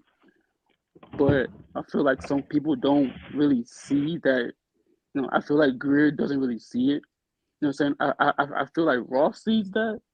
You know what I'm saying? But I feel like some people are talking to Ross and telling him, you know what I'm saying, we need to stick with Tua, but it's kind of hard because we don't understand what's going to go on. But and plus, nobody's talking about this, but Ken Dorsey, right? I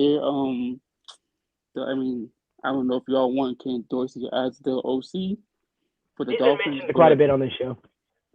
Yeah, but the Miami Hurricanes, they're trying to get him too to be their OC. I'm all about, dude. Real quick, I don't mean to cut you off, Lakers, but I'm all about that. I want Byron Leftwich to go back to Jacksonville for the storybook. If Ken Dorsey gets to go back to Miami for the storybook ending, then that's awesome. But got a couple Titans. If you're Titans fans, I will do a whole segment on the Titans next week, because I'm going to do a special segment for both number 1 seeds. But Hyper, final thoughts, and Lakers, thank you so much, man. I'm going to let you go. We'll see you next time. You have a good one, man. Have a good one. You too, bud. Appreciate you. Yep.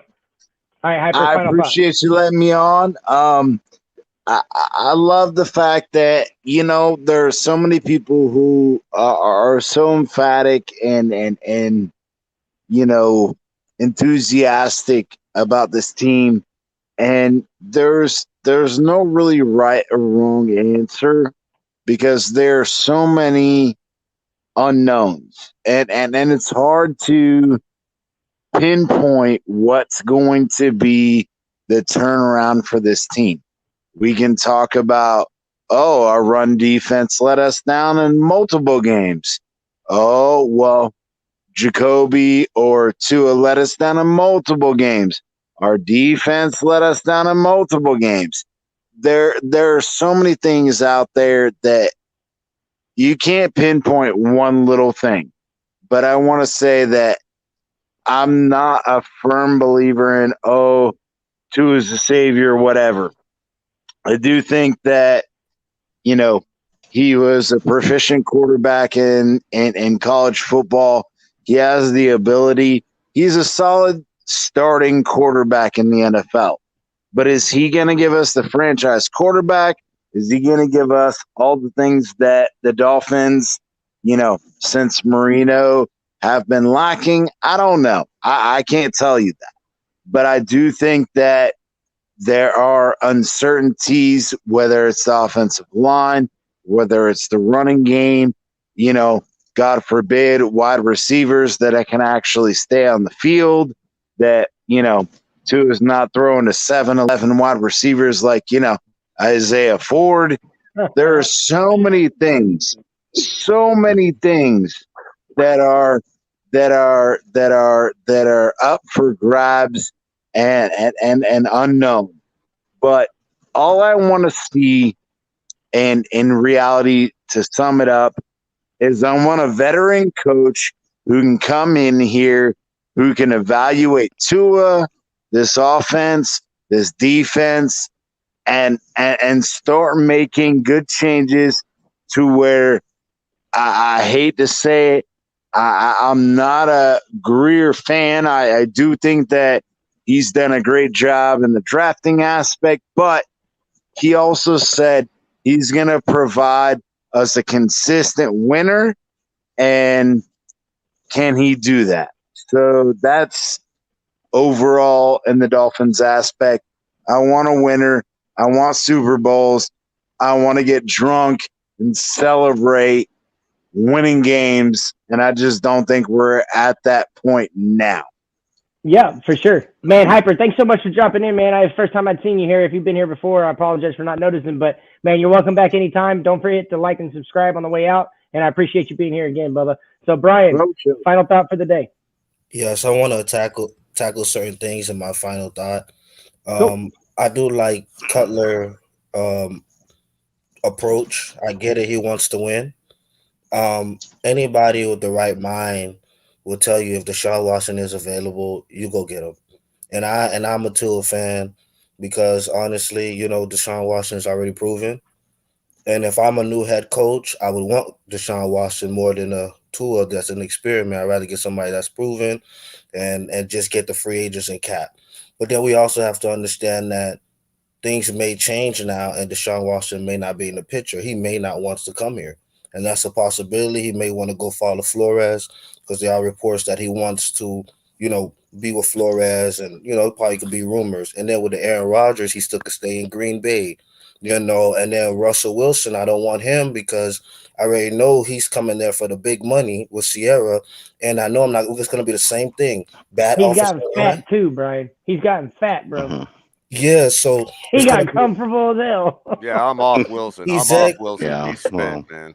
Exactly, because it's going to be the same situation. Bad offensive line is going to be the same way in Seahawks. So to me, it's Deshaun Watson or bust. It's just Tua. If Deshaun Watson, we can't get on Deshaun Watson, let's work with Tua. Let's actually build a team around him. And if it doesn't work out, we can just go and draft. Or if we got to sell the whole farm to get a franchise quarterback, we'll do it. But we went on an 8-game winning streak, 8-7 game winning streak. With Tua. So it is a possibility that you can win with Tua. He has been efficient despite the fact his limitations and certain things that he's not good at. So I really want to see him win, but if Deshaun Watson is available, you go get him. Hey, right there, man. Hey, Brian. Yeah. The can I address something Brian just said? Yeah. Hey, that may be true, about the Flores thing. I wouldn't put too much stock in that Deshaun wants to follow Flores around because first of all, Flores doesn't have a pair of soft hands and he's not growing any pair of boobs anytime soon. He doesn't affect the weather in Miami. He's not the reason why there's sandy beaches and the tax rate is low in Florida.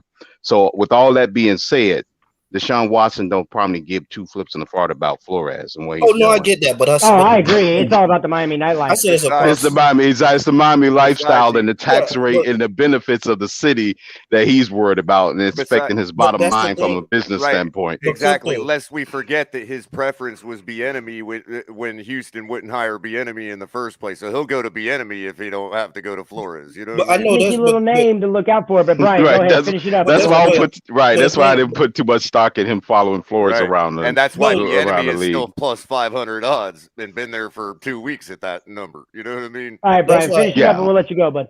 Yeah, that's what I'm saying. Before I made that statement, I did preference like it is a possibility. It's still, like I didn't say it was guaranteed or it was factual. I just said it's a possibility. Yeah. I know. I was just saying. I was just thinking that. Yeah, people put too much onus on him following Flores around the globe other interests, other things interest. Yeah, that's He wants those massages and those those. Yeah, Flores don't got a pair of soft hands and he don't have a pair of boobs. If you got a quick point on that, it just goes to show you how excited every other team's fan base gets because they want to associate it with Flores. Oh, Flores might come here. That means Watson. Yeah. That just shows you right there that everybody else's eye test agrees, you know. Yeah. All right, Brian. Final thought, and then we're going to let you go, bud. All right. Yeah, that's all I had to say. Thank you for allowing me on the panel. Hey, man, make sure you like and subscribe on the way out. Thanks for coming back. Come back. You're always welcome. We always do kind of an open mic site with Mike set with Mike on the mic. Usually at the end of the episode, there's enough interaction going on. So appreciate you again. I'll see you later, Brian. All right, Crypto. I got one question. Good one, Brian. I got one question for you, Crypto. And then I want your final thought. I need the ultimate no-lose best crypto option available. Well, you're not going to be getting any Dogecoin or Shiba Inu requests from me because I'm out totally on any kind of meme coins. You won't get that. And stick with the big ones. It's not a financial advice, but hey, I'll tell you something that I'll do. I'll stick with the big boys, like the ones that's got big projects. Luna to Cardano's of the world, the Ethereum's, the Polygons, Cosmos, Metaverse, anything that yields 4% interest on the side is always that's gonna give you 100 times more than what the banks are giving you. Like right now, I'm on a yield farm right now as we speak, trying to get 100% interest rate on some of the yields. Boy, all right, Crypto. Don't mean to take it too far off topic, but what's your final thought on everything we got going on tonight? Oh yeah, I think we on the merry-go-round. I like to coin it the phrase the Dolphin Olympics. I'm gonna be the first one on the ski jump because if they miss this one, I'm coming right off that mountainside. I'm just every one. I'm telling you right now, the Dolphin Olympics every 4 years. I'm signing up for the ski jump competition because I'm the first one off the side of that mountain.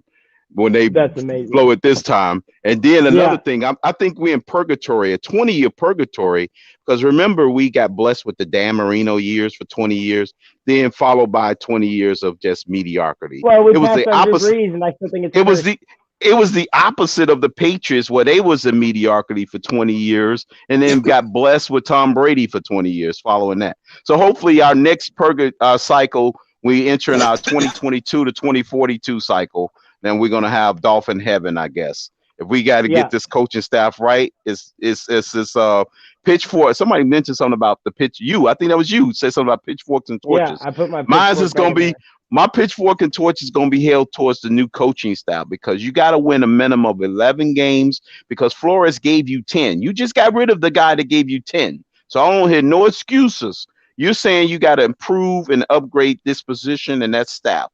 So it's no excuses. My pitchfork, the torches is out on any new coaching staff, whether we have Tua as the quarterback or Watson. Well, I know we got Washington as a quarterback. I'm expecting more than 10 wins. I'm expecting more like 13 wins. But hell yeah, but, man, right but there with you, because that'd be a move you make, and if it don't get results, then your pitchforks are still coming out because there ain't no excuses at that point.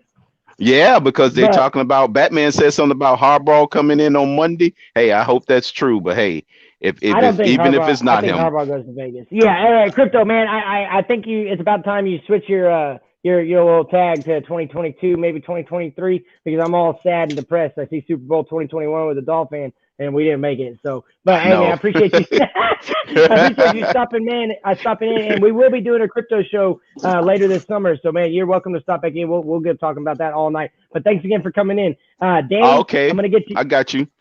Yeah, like, subscribe on the way out, and I promise you, we'll update you on every show of the progress and then the things looking forward to coming out. So appreciate you again, and yeah, we'll see you next time.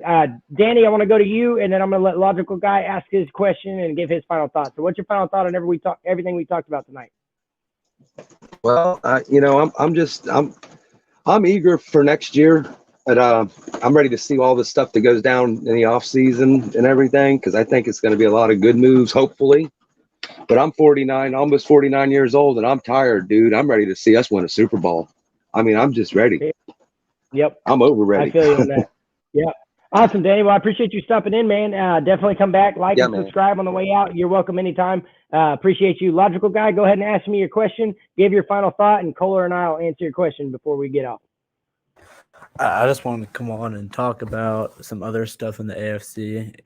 Okay. After watching the Bills-Patriots games, and I guess looking back on the Patriots season, how do you think that looks? If I'm personally a Titans fan, I'm kind of a Mac fan as well, seeing how he's played this year. But how do you think that will go in the future years with their franchise over there? Well, I definitely think you can't say anything other than a success this year for New England, because of what they did with the rookie quarterback and him showing the things he has shown that he showed at Alabama. I am under the impression that an Alabama quarterback will never succeed in the NFL because they play with the best talent in the NCAA. But I definitely think Mac Jones.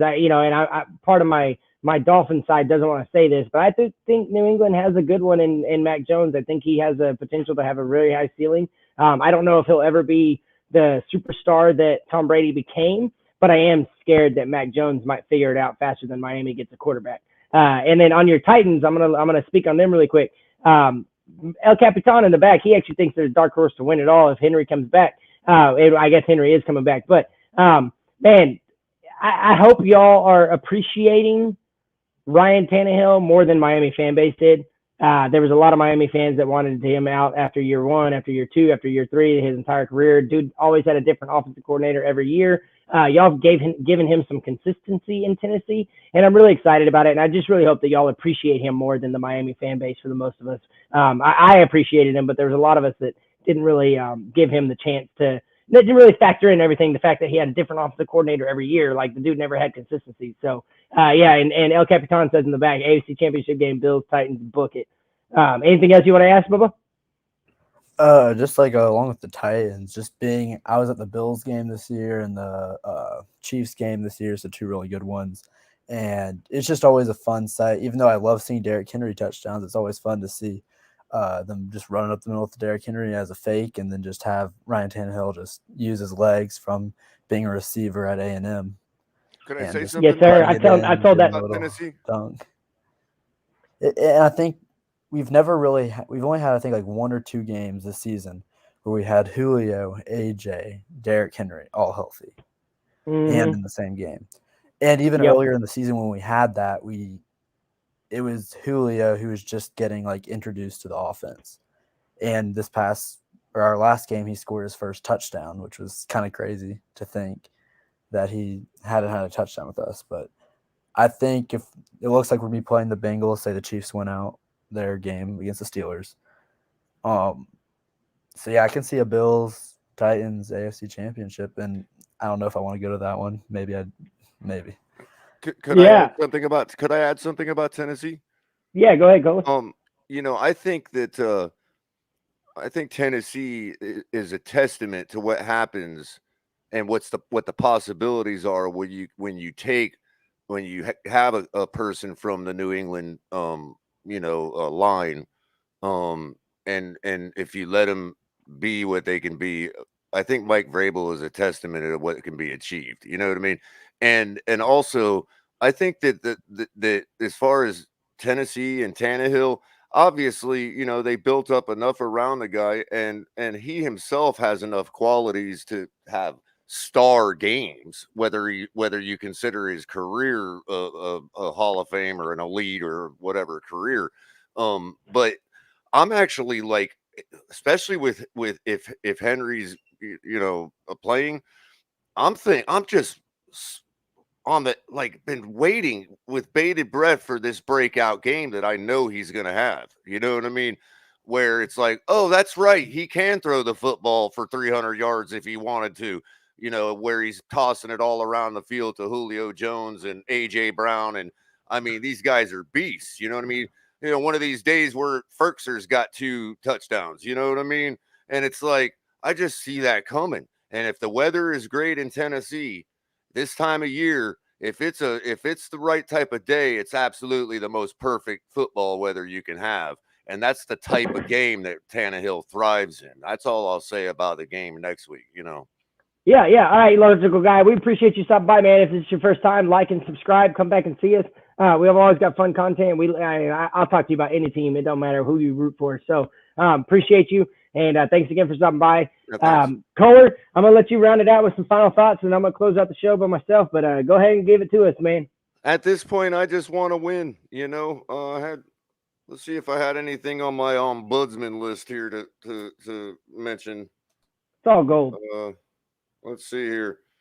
Yeah, I mean, you know, we gotta look at it like there's bigger in things going on. Ultimately, you know, I want Tua to succeed because that's the guy, whatever, you know what I mean? But you know, we gotta remember that, you know, there's bigger things involved always. And, you know, it's just, I'm tired, Bubba. You sound I'm tired. I want to fan. close the book on it. You know what I mean? Yep. So it's just a matter of how do we move forward? You know, we got to get a right coach, and if we get failed there, then, you know, fine, whatever. I just don't think it's going to happen. But I'm closing the book on it myself. There's nothing else we can add to the situation, to the subject matter, until we know who our head coach is. Amen. Yeah, I got to change it. You got to figure out what's going to be done going forward before we can talk about what we think is going to happen. So, well, Cole, I appreciate you as always, man. You want to hang out backstage? You totally cool with that? Sure. Thanks, man. Guys, thank y'all so much for those of y'all that stopped by, those of y'all that participated. We appreciate that here at the Fins Tailgate. This was another episode of Drop the Mic with Mike on the Mic. Like, subscribe, share. We got mad stuff coming out for y'all. We're putting in lots of work behind the scenes. El Capitan is a man amongst men when it comes to dedicating his time and effort to something. And we appreciate y'all coming in. Thank y'all so much. Just share the word. Get people to come in. Just like our show. Watch a couple snippets. If we're funny, then share us. Talk about us. You know, give us crap. We don't care. We accept everybody. This is a channel that does not judge. We want all of your opinions, and we just want to have a good time. Again, this is the Fins Tailgate, your latest episode of Drop the Mic with Mike on the Mic, the tailgate party that never stops. See you next time, guys.